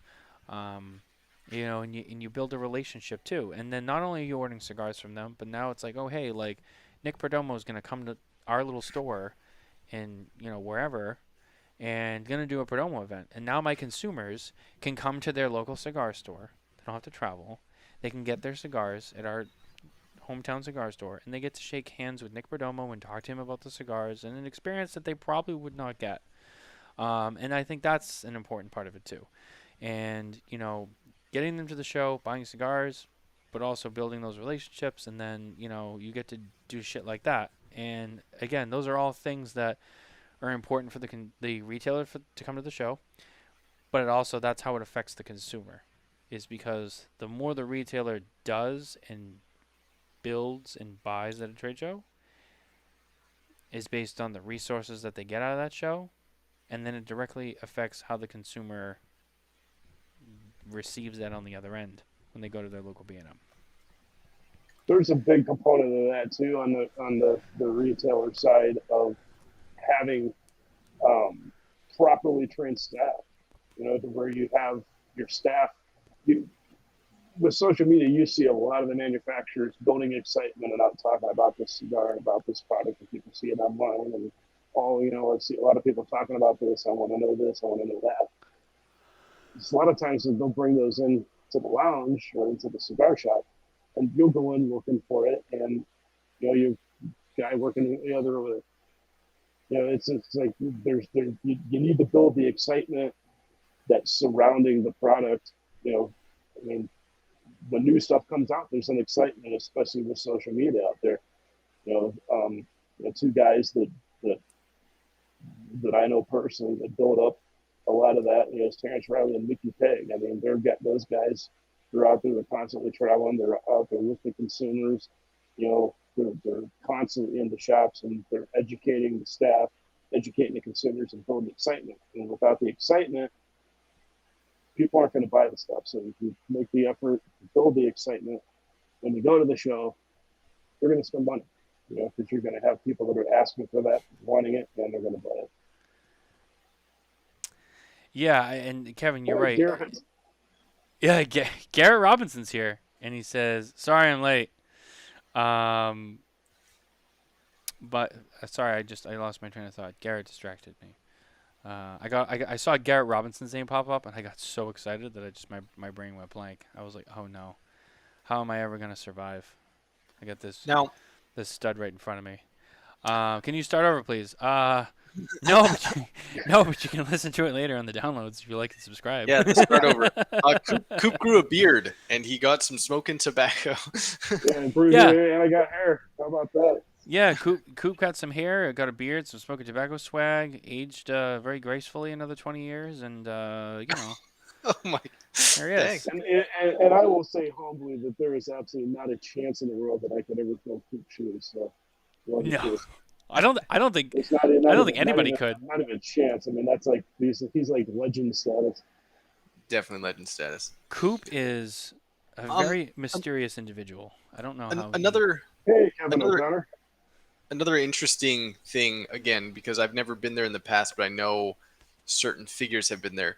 What do you think the effect of having like publicly famous people on the trade show has? Do you think that, like, obviously it has a positive effect, but do you think that in any way can maybe entice more retailers to come to shows, even if they're not necessarily uh, in the cigar industry per se, but even just having them there on the floor or in a booth representing a certain brand? Like, obviously last year we had Guy Fieri, and rumor is that he will most likely be there this year. We have the Chaz Palminteri cigar coming out this year, and he's going to be there, I think, Saturday and Sunday. maybe, the first and second day. Do you think that has any pull on bringing more retailers onto the show floor and getting them signed up and coming to the PCA? And do you think that there should be, again, not necessarily to get them making a cigar, but even just if they're known in the cigar world to have enjoyed cigars, having them there on the show floor? Do you think that has any pull, or it's just kind of like a cherry on the top and it's just a cool thing that's there? I was waiting for Kevin to go first. Sorry. Okay. Sorry. If the celebrity is remains involved, and it's a solid product, yes. If they're just there as a face, it's not a solid product. They're not really out supporting it. Maybe not. I mean, to see Guy Fieri in a Super Bowl interview with an Espinosa knuckle sandwich T-shirt on, smoking a knuckle sandwich cigar, advertising like that is massive.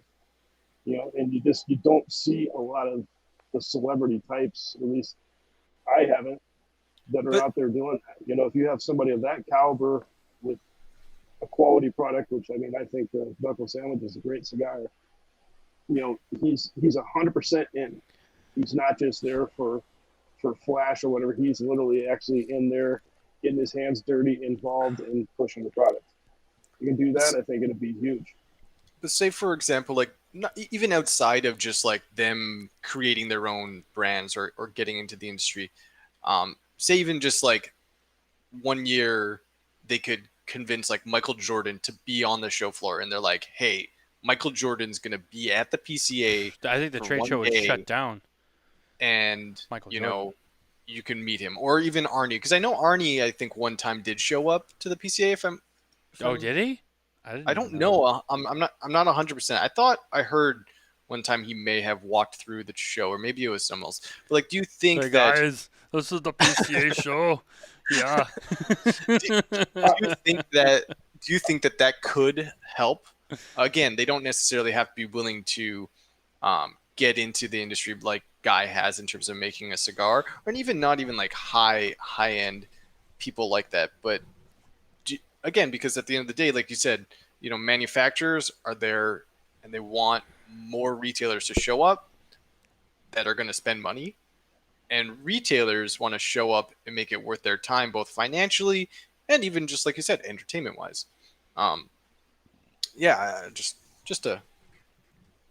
at that. Arnold was there in 2013, but he was on the floor before the doors officially opened. Yeah. So again, maybe these people, obviously, like, again, it's because we're in an industry that is, socially looked upon maybe under different light. A lot of these people don't necessarily want to be associated with it. So maybe that's like a unfortunate factor, but do you think the industry should maybe try, or at least the PCA and manufacturers try to like reach out to these people to make these kind of things happen? I don't know. Just throwing ideas out. I mean, I've seen stuff like that kind of work. I mean, I was involved in the firearms industry previously, and attended many a shot show.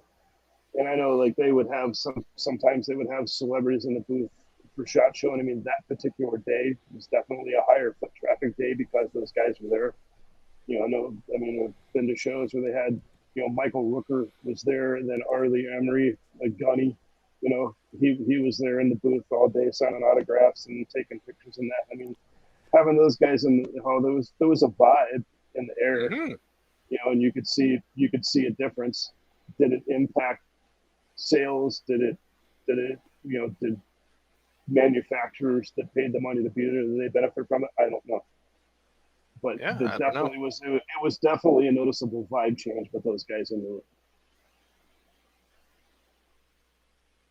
I'm gonna hopefully Drew Estate can bring someone next year. Well, they've got some pull. I mean, it is nice, and like Kevin said, if they do it right, and they actually get behind it, it could be special. It sounds like what Alan just said. In 2013, Schwarzenegger was walking the floor. He followed up and said he was there, but he actually walked the floor before the doors opened. So I don't think he was just regularly mingling. But he's also I've seen Pete Rose, Ed Reed, Titus O'Neil, Rick Ross, Roman Chocolito Gonzalez also there. Guy Fieri was there last year. Hopefully again this year. Jazz Palminteri's coming this year. I've met Russell Peters on the trade show floor at the Rocky Patel booth, for those who know who that is. I've met Russell Peters, yeah. Well, you should, being Canadian. It's the pride of Mississauga, I know Big Papi, David Ortiz, Red Sox legend, I believe was at PCA the first year that, at the time, Tabacalera El Artista, now just Artista, launched the Big Papi cigar. I'm trying to remember. I'm sure there's other celebrities that have been there too. But yeah, I mean, another example is like the Jeremy Piven cigar. That cigar came out. I think he made like one little video on his phone talking about it, and like that was it. And I don't even see that cigar anymore. I don't even hear about it. Karl Malone. I remember the Karl Malone came out, and I heard a lot of people say it's not that great. And then within a year, I didn't see it in any of the stores I was going to that had it again.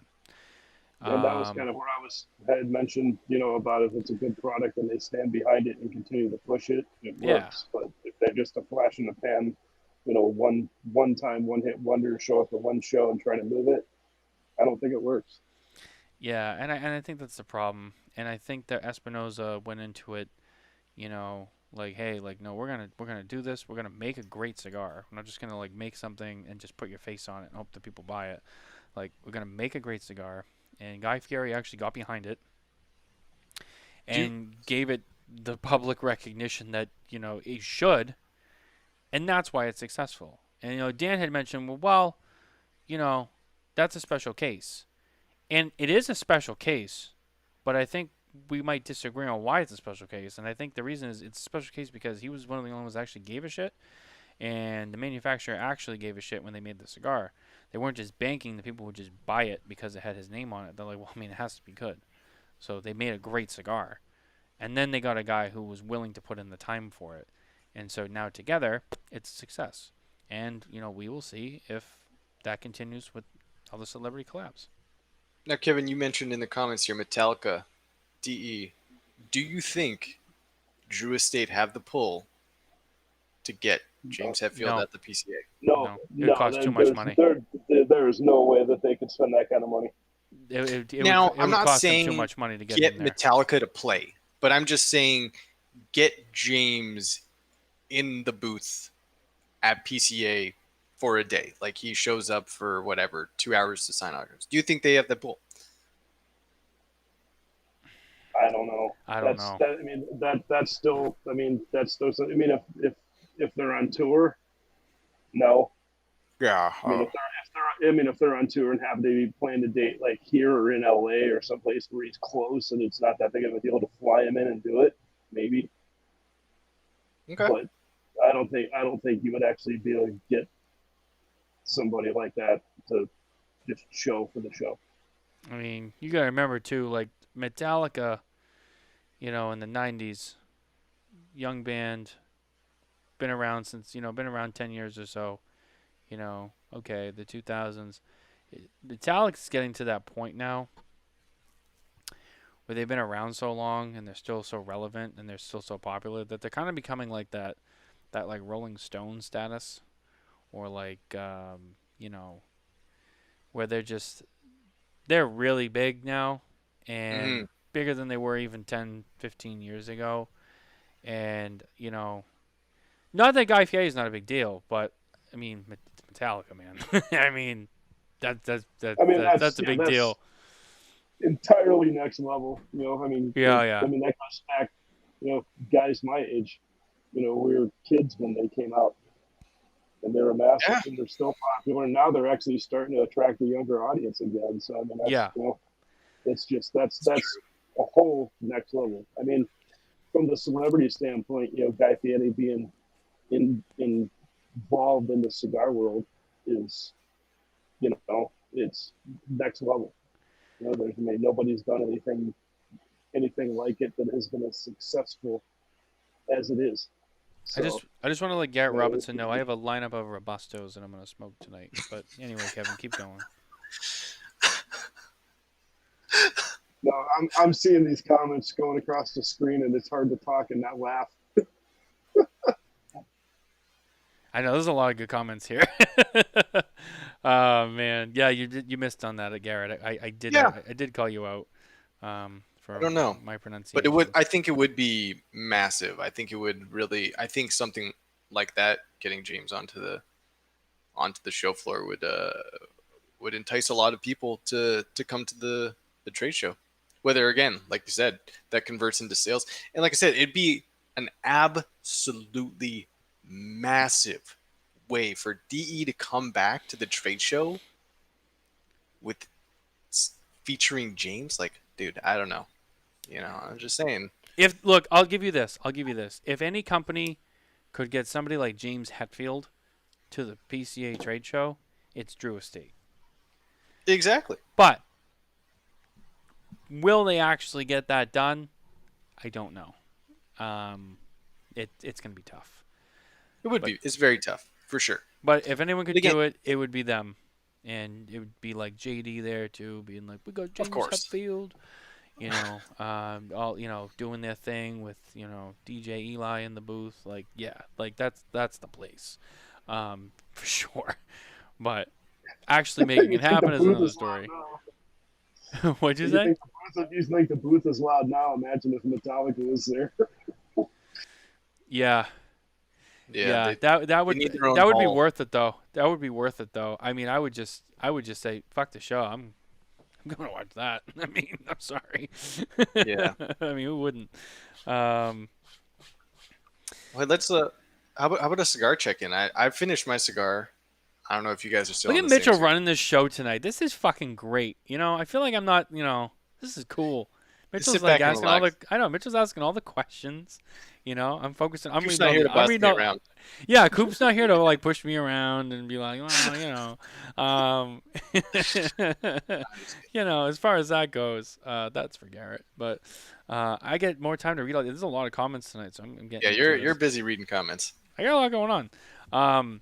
No, this is good. I have to say it. This is probably my favorite Opus X.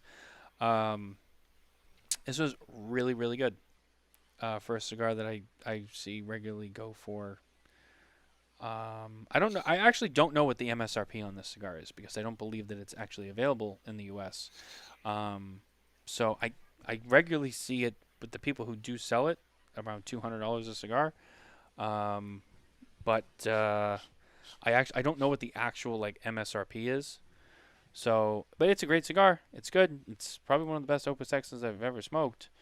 Very delicious, very enjoyable. Where are you guys at? Nice. Yeah, you still on that Leyenda there, Kevin? Yeah, I'm still on the Leyenda. Definitely my favorite size for this cigar. I mean, I'm a Toro guy. I really like the Toro cigars.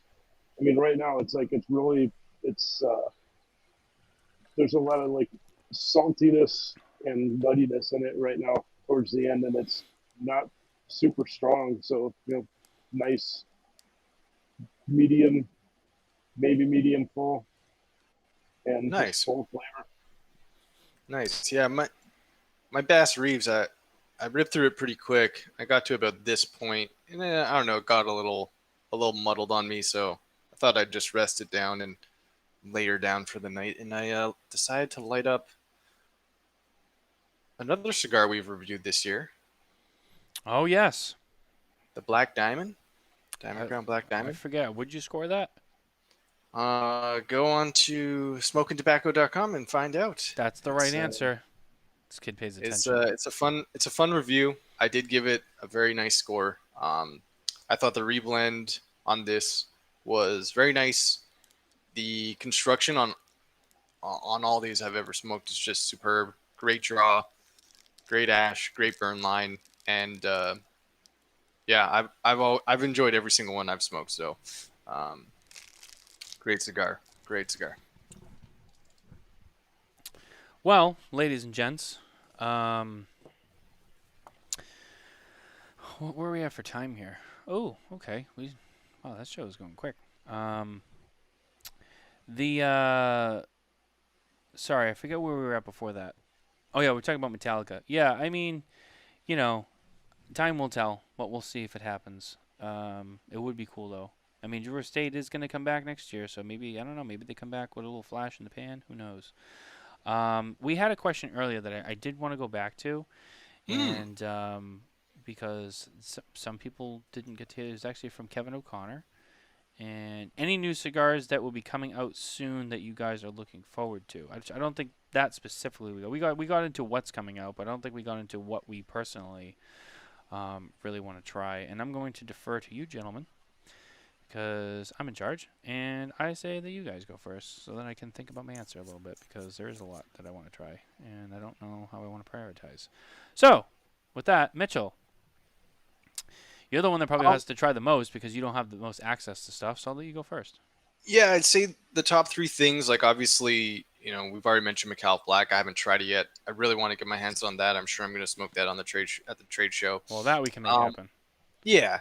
Another one that I'm really, really excited for, at Atabey was probably one of the first ever Connecticut shade cigars that I puffed on and just said wow. And I've smoked multiple of them. Probably one of the only Connecticut shade cigars I've gone back to multiple times. And so just, having the black, I really want to try that, kind of see what the depth of flavor a slightly darker wrapper will do to it. I don't know exactly what the whole reblend is, if Alfonso's blended everything to just kind of revolve around that, or if it's just a wrapper change. And then another cigar, again, there's been a lot of line extensions in terms of like the Tolas and stuff, and not like a huge amount of brand new stuff, but something that kind of piqued my interest, a little bit of smaller brand, the Pastani Connecticut. Yeah, I would agree on that one. I want to try that one. Yep, that's on my list too. It's coming out of Nika Sueño. It's kind of Nika Sueño branching into, again, I think, is that the first Connecticut by Pastani? I think. Postania? Yeah, that's their first one. Yeah. So, it's always cool to see when a company, again, obviously Nika Sueño known for their Manbaco, that stronger, fuller flavored stuff, and seeing what they can do with something probably more on the medium range. And yeah, I'd say those are kind of like my top threes. The black, two blacks, Atabey Black and Macalif Black, and the Pastania Connecticut. Those are your three. Interesting choices. Very interesting choices. Kevin, what about you? Yes, so I'm on the Pastani as well. Yeah.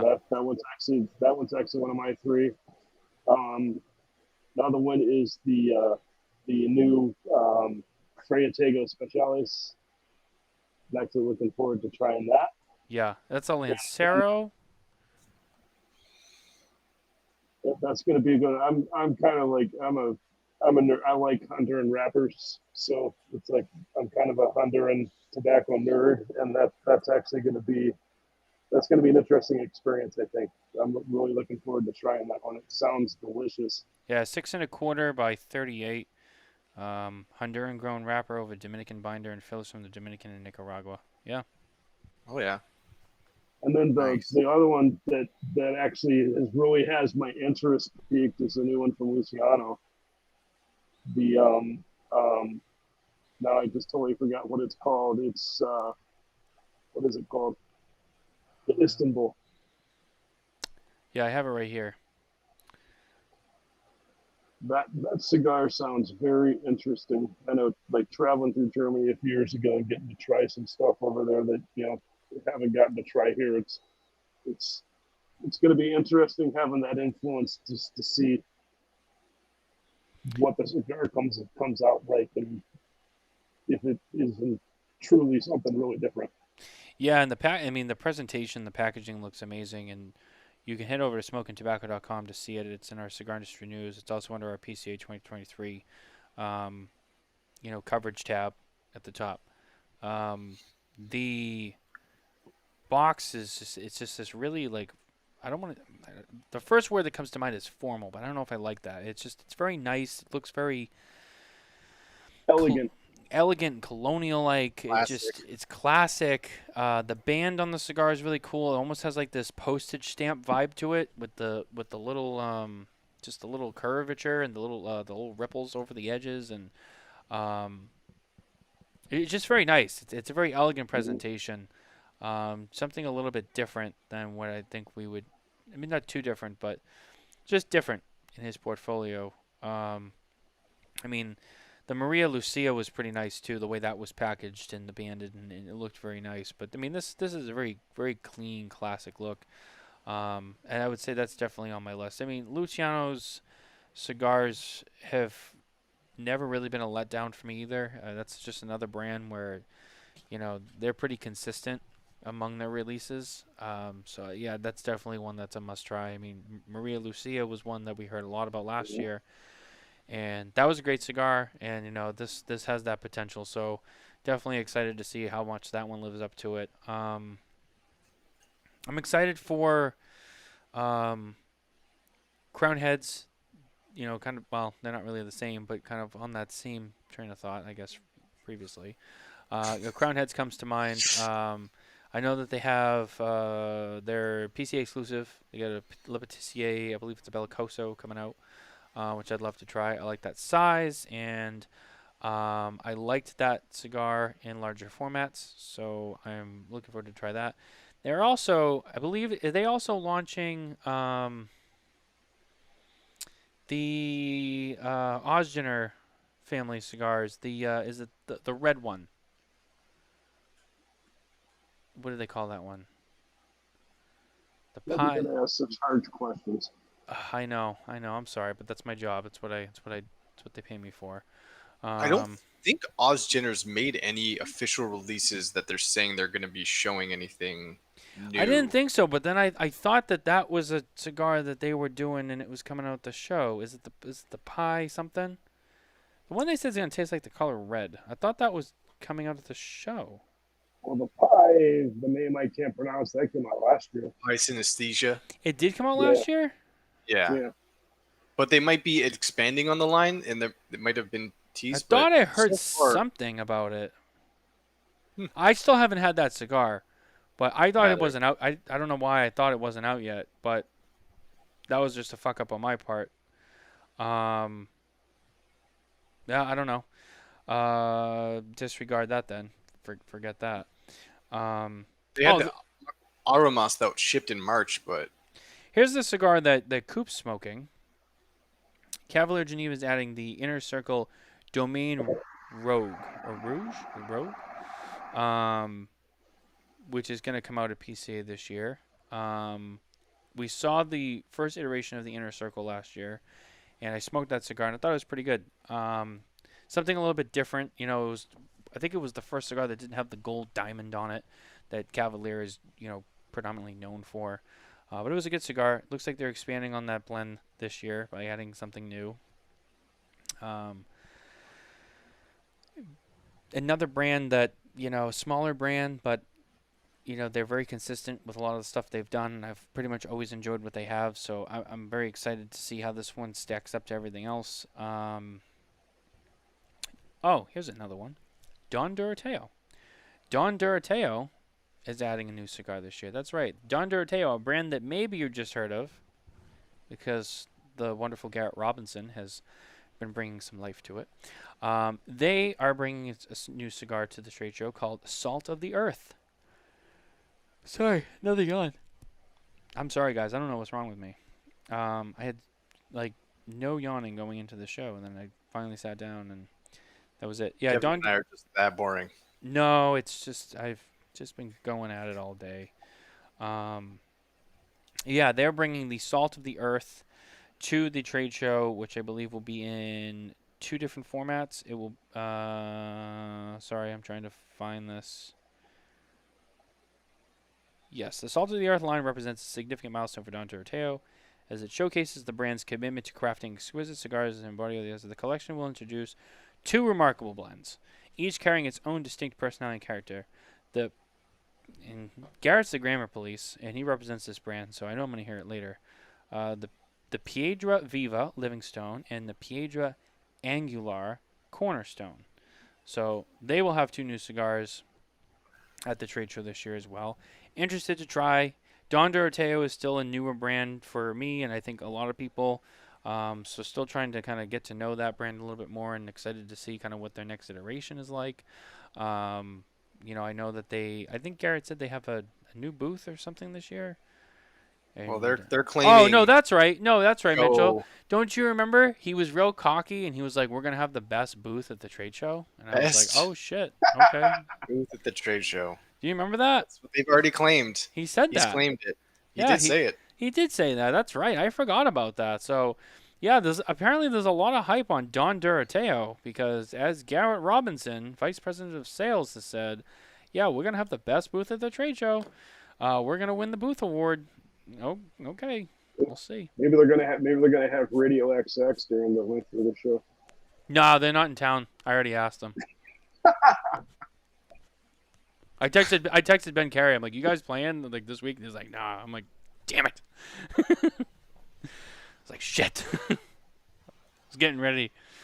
I was gonna text Andrew Tolzman, and be like, "Hey, you want to go on another mandate? Let's go see Radio XX again." They're not in town. I'm like, fuck. Damn it. That would have made the whole PCA experience just complete for me. Oh, absolutely. I have one more to add to my list. Go ahead. I've actually not smoked any of their cigars is the Hoot and Young. Yeah. With the tie to the whiskey, with the Hoot and Young American whiskey, it's going to be interesting for me to see, if they go down and say, this cigar goes with this whiskey, this cigar goes with that whiskey. That's going to be interesting, and I hope there's a huge potential there for building great pairings, and I think I'm going to be excited to try that to see how it works.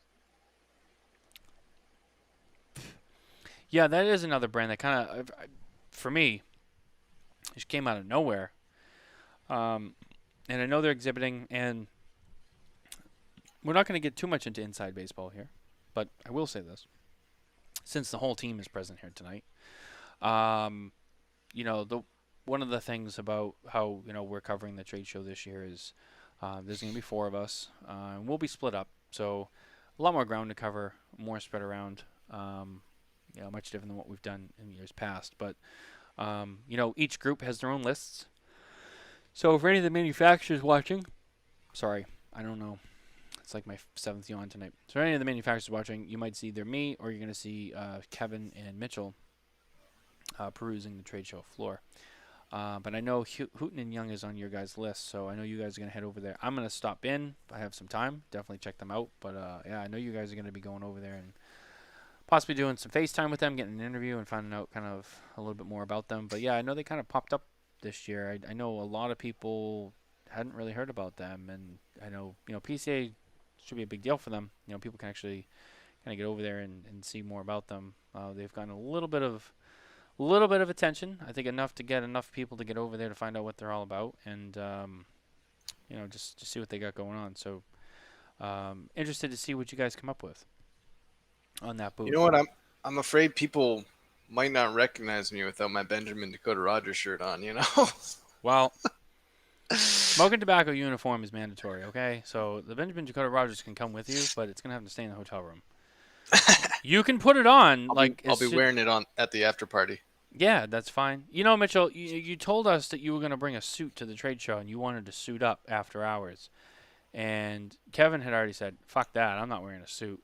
I got myself a new suit just because I need one in general, but I'm also like, I'm going to bring it. I'm going to probably wear it at some point. Oh, we're suiting up. I mean, I'm not going to live in the suit the whole time. I mean, I'm not like... Exactly. But, I mean, I'll wear it. I'll wear it. My suit consists of a Tommy Bahama shirt and Bermuda shorts, the flip-flops. That's my suit. Nice.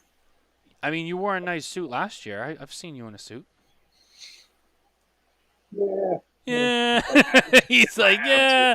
You know, Kevin forgot that, like, I know he hasn't a good suit, and I've seen him in it. So, you know, I have the photos to prove it, too. So, you're not going to get away with that one with me. Mitchell might not know that, but I do. You only get married once, bro. So that's make a good impression. Yeah, I know. I got lucky with that one. But I'll always have that. I've seen Kevin in a suit. Nope. It's funny. I got to see you in a suit, and we got to see Matt in a suit in 2021. That's right. That's weird. Right. I just remember I went up to him, and I was like, I'm very uncomfortable right now. And I was like, not because it's you, just because it's you in a suit. Like, it doesn't make sense. You know what I mean? It's like if you go to, like, it's like going to Japan and, like, seeing a Japanese guy in Japan just start speaking French to you. You're like, this doesn't make sense. I don't understand what's going on here. And, yeah, I don't know. I don't know what that was all about. But Matt rocked a pretty nice suit, too. And you know what? To his credit, I told him later, I'm like, for what it's worth, you wear the suit well. It's just... it doesn't make sense. It doesn't make sense. Didn't he wear Chuck Taylors with that? Probably. I want to say I remember the suit that he had Chuck Taylors on. No, I don't think he did. No, he doesn't wear Chuck Taylors. He wears the laceless, like the slip-on Vans. Yeah, he wears the prison shoes. That's it. Yeah, that's what he wears. Yeah. Yeah, I feel like Matt. I feel like Boofy's a Vans guy, you know. He is. He wears the prison ones with the no laces. That's what he wears. Nice. Yeah. Those are comfy, man. That's what he wears. Derek, giving props to Hoot and Young. Just smoked through several. They are fire. So that's good news. Wow. Now I'm even more excited, Garrett. I know. Look at Garrett hyping everybody up. First of all, Garrett hypes up his own brand, and then he hypes up everyone else's brand. I mean, you don't find that very often. I mean, he's a genuine cheerleader. I have to give him credit. Listen, if you need a brand hyped, just call Garrett Robinson. He'll make sure it happens. So you're like, listen, we got this new brand. Nobody knows about it yet. We're trying to get the name out there. Garrett Robinson's like, say no more. I got you. But is there a robusto? I'll need like 100 robustos. That's how it's Robustos. Oh man, I have fun with Garrett. You know, he's he's competing with Alan tonight for most comments on the show. I have to say. I mean, normally Alan dominates with all of his, several hundred long paragraph comments, but Garrett Robinson's like, fuck Alan Rubin. Like, I'm here to win. Like, he's like, look, how many comments has he got going here? I love the Mini Mitchell idea. I was going to suggest tying a balloon to his belt so everybody knows where he's at. Hey. Mitchell, while I've never met Mitchell three-dimensionally, I can tell that he is a very small guy. In fact, Kevin, you know what? Maybe those medium shirts will fit him. You know what? They probably will. That'll be the kicker. Like, Matt's didn't fit, and then Kevin's didn't fit. It's like, fuck. Nobody's shirts fit. And then Mitchell's will be like, oh, he's a little big on me. And it'll be like, Like, what are we gonna do? I'm just busting your dumplings, though. You know how it goes, Busting those dumplings, dude. dude. I know, right? I love that. I'm only gonna use that with you for obvious reasons that I won't say. Oh man. Oh, Gary Robinson, nice work, Matt. Yeah, I've been working on that. Yeah, you're a schmedium. Yeah, Garrett says you're a schmedium. Medium. Also, I heard that Garrett Robinson is also taking appointments for the PCA trade show. And by that I mean he's making appointments to cuddle in this hotel room for several hours. And Mitchell, I told him you were available. Normally I would take that spot, but I'm trying to broaden my horizons this year. Trying to step away from that game. But I told him, Mitchell's, small little guy, he might be what you're looking for. So I don't know. You might want to get in touch with Don Doroteo and get your name on the list. I hear it fills up quick. So yeah, I gotta pass. I gotta pass on that action. And can I just say, for the people who do follow, Matt Booth and Rim 101, and people who know who the Shadow Army is, and their fearless leader, the mysterious Shadow One, I'm surprised. I'm surprised that I haven't heard the comments lately about a sponge bath, because Mysterious Shadow One has been almost demanding that one William Cooper gives a sponge bath to Matt Booth.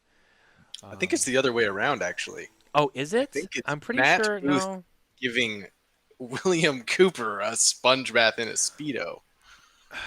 But Oh, I know who would do it. One can't sell from protocol because Matt Booth is his man crush. Yeah, I don't know. That would be interesting. One like I can't said, sell in a Speedo, giving Matt Booth a sponge bath. we're gonna maybe on the show floor we'll ask some manufacturers to sponsor a media Speedo calendar that we can that we could distribute next year on the show floor. Get a photo shoot of everyone in the media in Speedos. Oh yeah, we could be like those girls that try to sell their calendar at the trade show. I wasn't trying to like. Yeah, that works. Yeah. But media in our. I hear there's a lot of those people. You might want to get together with them. They probably got some ideas. They could probably help you roll that out. We just need a couple of sponsors, and we'll get the photo shoot. Well, I'm telling you right now, Don Doroteo would definitely sponsor a sexy calendar. And Garrett would be like on the cover. By demand. There you go. He'd be like, "I'll do it, but I get the first page." We all get to choose our own hot rod that we get to sponge bath in our Speedos. Yeah, this conversation is really getting to a place that I'm like, yeah, this got real weird real quick. Yeah, I don't know. Barbara already vetoed the Speedos. I didn't have to. So, here's the thing. When the group discussed who was going to do what interviews this year, I already interviewed Matt several hundred times, whether it be at a trade show, whether it be on To be clear. a podcast show. I've done the dance with him plenty of times. And Kevin has had to work for him about just as many times. So, we decided, hey, why don't we let young, shy little Mitchell, go up there and hold the microphone with Matt and just see what happens. And so Mitchell's about to get his world rocked on day one of the trade show. And good luck to him, because, the first time, it hurts. Yeah, You always remember your first. Oh, you'll never forget this. You'll never forget this. And I'm going to tell you right now. Make sure he wears. Go ahead, Kevin. I gotta wear protection. Yeah, well, I told him he's got to wear loose pants, a cup, and shark bite boxer shorts. Mm-hmm. Is that for me or is that for Boofy? It's for you. Yeah, you're way too innocent for it to be for Boofy. I have to say, one thing I will warn you about, Mitchell, is that you're going to go into that booth and you're going to go up to Matt and you're going to be like, "Hi, I'm Mitchell from SmokinTabacco.com," and he's going to look at you and be like, and he'll know A cups because that's what he's going to call him. And he'll be like, "A cups, who is this?" And then he's going to ask you, "Where's Matt Tobacco?" And you're going to say, "Well, he assigned us to this booth and he's not here. He's on other business on the trade show floor somewhere." And he's going to either say, "I can't believe that he did not make me a priority and sent you," or he's just going to be like, "I don't care. I only do interviews for Matt Tobacco. I don't want to talk to you." And you're going to have to do the dance with him. You're like, "Listen, I have to do this. Like, let's not make this difficult." And he's going to torture you for 20 minutes. And then he'll give in and be like, "All right, let's do it." After he gets pulled away like 3 times. And then he'll be like, all right, let's do this." And he'll start the interview. And just when you think like, "Oh man, this was difficult," then the fun will begin. And that's when Kevin's going to have to walk away, because if he doesn't, at his advanced age, he'll be having a hard time holding his bladder in, because he's going to watch you stand there and giggle like this because you won't know what to do with yourself. And that is a reality that is most likely to come true in 2 weeks' time. And we have all had a Matt Booth experience. We've all done it. My first trade show, I was working with Out Bradley, and I already knew Matt at the time, and we were kind of becoming friends, and we're talking, and it's like I was working for Out Bradley. It was the first trade show, didn't really know what to do, so I was kind of trying, make sure, hang around the booth, do what I'm supposed to do, and this and that. And at the time, Jack Heyer was rep for Out Bradley, and Jack comes up to me, he goes, "Dude," he goes, "What'd you do to Matt?" I was like, "What do you mean?" He goes, "Dude, he's like all over their butter." He goes, "I don't know why Kevin, he's walked by my booth a couple times and he won't come in my booth and say hi to me." He goes, "And I do something to offend him. I do something to piss him off." So he goes, "Man, you better go over there and talk to him and sort it out and make sure that it's right." So, of course, I walked over and got made an example of. Yep. And that's pretty much, what's going to happen to you, Mitchell. You just got to take it, It's, I don't condone, sexual abuse on people. It's not right. No one should ever suffer that pain. But it's really the only kind of extreme thing. It's not going to be fun. But you got to just take it, Just take it, let it be over, and then you can walk away and get help. Because if you try to fight, you're not going to win. It's just going to make it worse. He likes to fight. Just, you got to play dead. Just let him do his thing. Okay, yeah. When's it coming out? Soonish. Okay, that's fine. Don't ask for a definition on soonish, because, he's just going to, stick the knife in a little bit deeper and then give it a little twist. Just let him stick it in, pull it out, and then be done. And you got one cut and not a gash. It's better to take a slice than a gash. So that's the advice I'll give you for that interview. But the rest of your interview should be great. I mean, it should be smooth sailing after that. But yeah, just so you know, it'll be exciting. It will be. I can't wait. I'm sure you can. Can't wait. I'm sure you can. And you know what? Now that you've brought this whole subject up, I can see some other retailers now. They're probably sitting and plotting.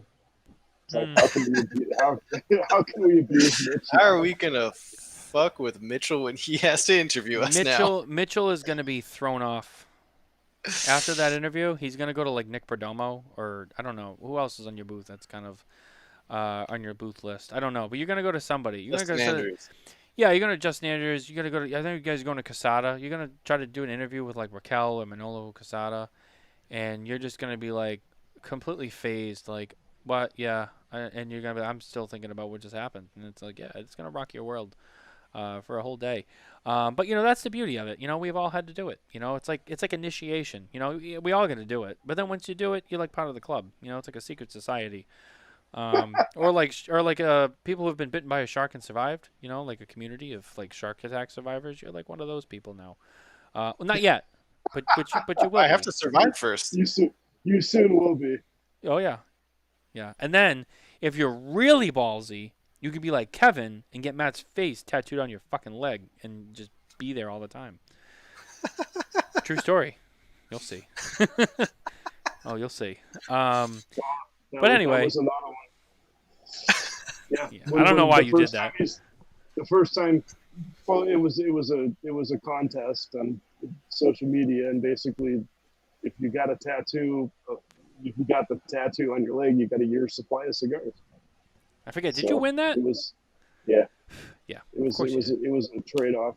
I got some amazing cigars that direct from that nobody can get. So that was a great thing. But I remember I saw the first time he saw it, we were in Fuego Cigars. He was here for an event. He goes, "Hey, cups, come to me." So I go over. He goes, "Let me see." So he goes, "I put it up." So he goes, "No, put it up here." So he slides up, puts the leg up. He goes, he's down looking at it. He goes, "Can I lick it?" Damn. Dude. Damn. You know. So, now you know you have a real good idea of what you're in for.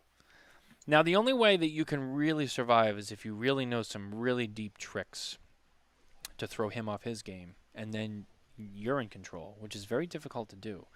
But those of us who have a lot of experience with him know how to do this, and that's why it's not so painful for us anymore, because we've learned the game. You don't. And that's amazing because we get to watch you suffer. We'll give you some insider information. I will say. One that will set him off. Yeah. Well, here's an easy one. And Kevin, don't tell him. But do you know what his code name is? I know what Kevin knows what it is. Matt hasn't like a code name that he goes by. In fact, it'll probably be on his badge, unless General's trying to make him more than likely. So when you see him, it won't say Matt Booth Room 101 or Forged. It'll have a different It's name. his alter ego. Yeah. Do you know what it is? No, but we can save it for the trade show. We can find out then. Yeah, I'm not going to tell you. Because I want you to figure it out for yourself. But if you know that name and you refer to him by that name, it kind of throws him off a little bit. I actually have one of his badges here. Yeah, we probably do. I wouldn't be surprised. You have a lot of his belongings in your house, which is disturbing as well. It is disturbing. It's very disturbing. And I told him, can I just say, absolutely. It's like as much as we're talking, it's like Matt and I, we absolutely love Matt to death. He is a dear friend, and we actually get to see a side of him that a lot of people probably haven't. Because there is a completely different side to Matt Booth. There is. It does exist. It is true. Is as wild as he can be. There is a different person that does exist under there. But you got to earn that. You have to earn that. I will say that, and that's not me making a joke. That's me being serious. You got to earn that. It is. He's a wonderful person when you really know him. One of the humblest individuals you will ever meet. But when you're new and you're fresh meat, oh man, yeah, that's not the Matt Booth you're gonna get. But Kevin, for the record, I did tell him, in a private conversation, I said, listen, you gotta do Kevin a solid. I mean, the Acuff residence is not the Booth storage facility. He's like, I know. I'm like, okay. I did tell him though. I did kind of fuck you a little bit, but I also, in a way, I kind of gave you some motivation to get this done. I said, you know how you sent him that thing, for the wall? And he's like, oh, yeah. I go, yeah, he hasn't hung it yet. I go, yeah. And he said to me, he goes, I got to hang that because if for some reason he comes by the house and it's not on the wall, he's going to be like, bro, I send this to you and it sits in box in closet. WTF. And he went, that motherfucker. And I was like, just so you know, I didn't hear from me. And he was like, you think you know people. So you can either let that play out, or you can just be like, no, I don't know what he's talking about, and you can get that up on the wall. So, and then when he shows up, he's like, look, see, it's here. I hung. Now you take stuff out of my house and make it go away. But anyway, that's enough about Matt. You're gonna get to experience Matt, firsthand. We could talk about it all night, but I don't want to. Honestly, I'm stoked. I'm stoked to meet all of the manufacturers I have listed to be interviewing. It's a handful of them I've talked to online, a handful of them we've interviewed already on the show, and I'm just super excited to get to know everyone and spend some time at the trade show, and hopefully have some bourbon and some cigars after the trade show with them too. Now let me ask you a question. So this is going to be your first trade show, like really, experiencing Yeah. the trade show and being media. Now, like Kevin said, he's been around it once as media, but he's been there several times in a booth, mostly with Matt. But he has the experience of being in the show, so to speak. So there'll be a little bit of a learning curve for him too, kind of with this, but probably not as much. But for you, I mean, you're going into the screen, and I remember, when I first did it, it was just kind of like, all right, just have to figure it out, and it was a little nerve-wracking. My first few interviews, my first trade show interview ever, was Michael Herklotz, and it was, who's not very intimidating, but it's also like, it's not someone you want to like fuck up with, and and it came and it went, but. My first 10 interviews, it was definitely just weird for me. I couldn't focus. I was too busy worried about not making a mistake or whatever. But you kind of lean into it after a while, and then it just kind of becomes second nature, and you do your thing, and it's fine.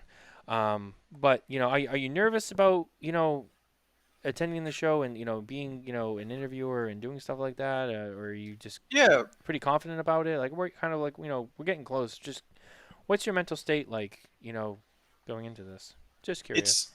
It's a bit of mixture of everything, right? There's excitement obviously to be there, but there is definitely a bit of nervousness, having this responsibility of, expanding what you've already created with your interviews and everything like that, and trying to do a good job to represent those manufacturers that we are interviewing and getting their product out there to the people who can't attend the trade show. So, there is that kind of pressure there, but at the end of the day, I've been in stressful situations. I've played live music in front of a lot of people. I've done things like that where you are put under the pressure to perform, and I always feel nervous before, and you get up there and you do your best. I'm sure I'm gonna fuck some shit up sometimes, and I'm sure I'm just gonna have to deal with it in the moment. And that's the way it's gonna go. I feel more comfortable the fact that I've been able to come on and do interviews over over online with some of these manufacturers already, and having a bit of nerves before that sometimes, and realizing, okay, these are just people like you and I, and I'm genuinely interested in what they have to say. So that really helps. It's not like I'm going in there and I'm like, oh, I've just got to follow the script here. It's like, no, I want to know about their product genuinely. So that really helps. And, but yeah, I can't say I'm not nervous. There's definitely a bit of nerves going into it, and I'm sure my first few interviews will show that slightly, but hopefully we'll get through it. Now, are you a party hardy kind of guy, or are you an in bed by 10 kind of guy?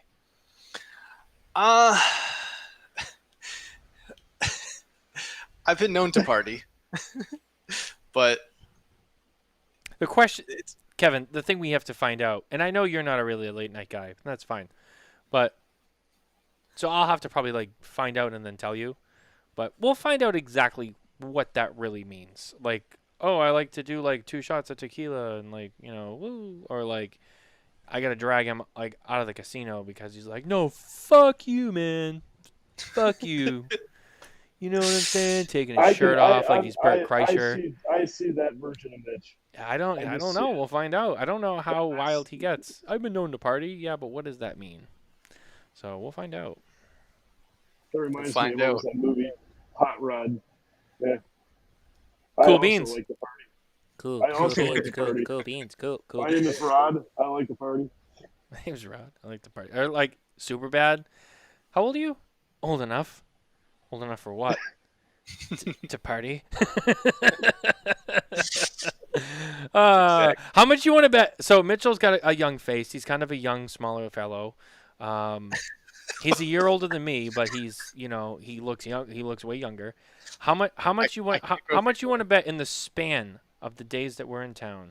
At least one time, a Nevada Gaming Commission person, or otherwise like a hotels casino security person, whoever, the people that walk Ask around the him floor. for ID. They're like, can I see your ID? How old are you? He's like, 30. And they're like, yeah, okay. Oh, okay. Oh, you're Canadian. Every bar we go to. Yeah, everywhere we go. Yeah, I definitely have to keep my ID on me because, yeah. I won't get that's- carded. There's no way Kevin's getting carded. Looks like Gandalf. I think you get carded everywhere we go. It'll help though being with you guys because they'll be like, "Why are these old farts with this kid?" Well, just remember, I'm younger than you. I know that's. It's like, hey, how old's your dad? Excuse me, little boy. Are you missing your dad? Are you lost? Are you lost? Are you lost? Do we need to pay your parents? Oh man, this show just I don't know. This was a weird one for sure. This went real sideways. You know why? Because Coop is the voice of reason, and he's not here. And I think this is the first time the Spare Notes has ever happened without Coop. Because normally we'll just move it around or whatever. Yeah. But I said, nah, like we really should do this when we get the show coming up, and I don't want to push to next weekend, and then after that we won't be around, and then you're looking at 3 weeks. So I'm like, let's just do this, get it done, and let Coop have his fun down in Miami again. So, but he wasn't here, and the conversation got away from us, and Coop. That's what happens on Spare Notes. I know it does, and Coop wasn't here to like keep us on track, unfortunately. So. It has made for a fun evening. Oh, it did. It was great. We got to tease Mitch a little bit because he can take it, but he's also an easy target. You know what I mean? He takes it well. He makes it fun. Mitchell, you will make some mistakes, but and we will bust the dumplings. But as long as you take it in stride, it'll be great, and I think you will. So I'm not too worried about it. It's all part of. Make mistakes. You're not learning, man. That's right. It's all part of the fun. Yep. Now Mitchell's getting all serious. He's like, yeah, I know. Oh boy. Well, let's end it here. This is a good stopping point. We got a little bit more time to discuss certain things in the next coming week, and then that'll be it. So, thanks for being here with us, everybody. I really appreciate it. The team appreciates it, and we're excited to bring you all of our coverage from PCA 2023. Brought to you by Drew Estate, the rebirth of cigars. Don't forget about them. Shout out to Cigar Blondie. I forgot to mention them at the beginning of the show, but they are an integral part of what we do here. I have my Cigar Blondie set here, featuring the flat blade flame lighter, very sleek and very sexy, and the double guillotine cutter. Very sharp and very rigid. Awesome set. $99, available in 3 finishes, black, white, and chrome. CigarBlondie.com. Check them out today. You won't be disappointed. It's a great set. It's one of we talk about cutters and lighters, and sometimes they can be flimsy and cheap and fall apart. They don't last. I mean, I've had this set for over a year, and it still operates like new. I mean, yeah, you get a little scratched or whatever, but it functionally, I mean, it's still solid. The lighter still lights first click every time.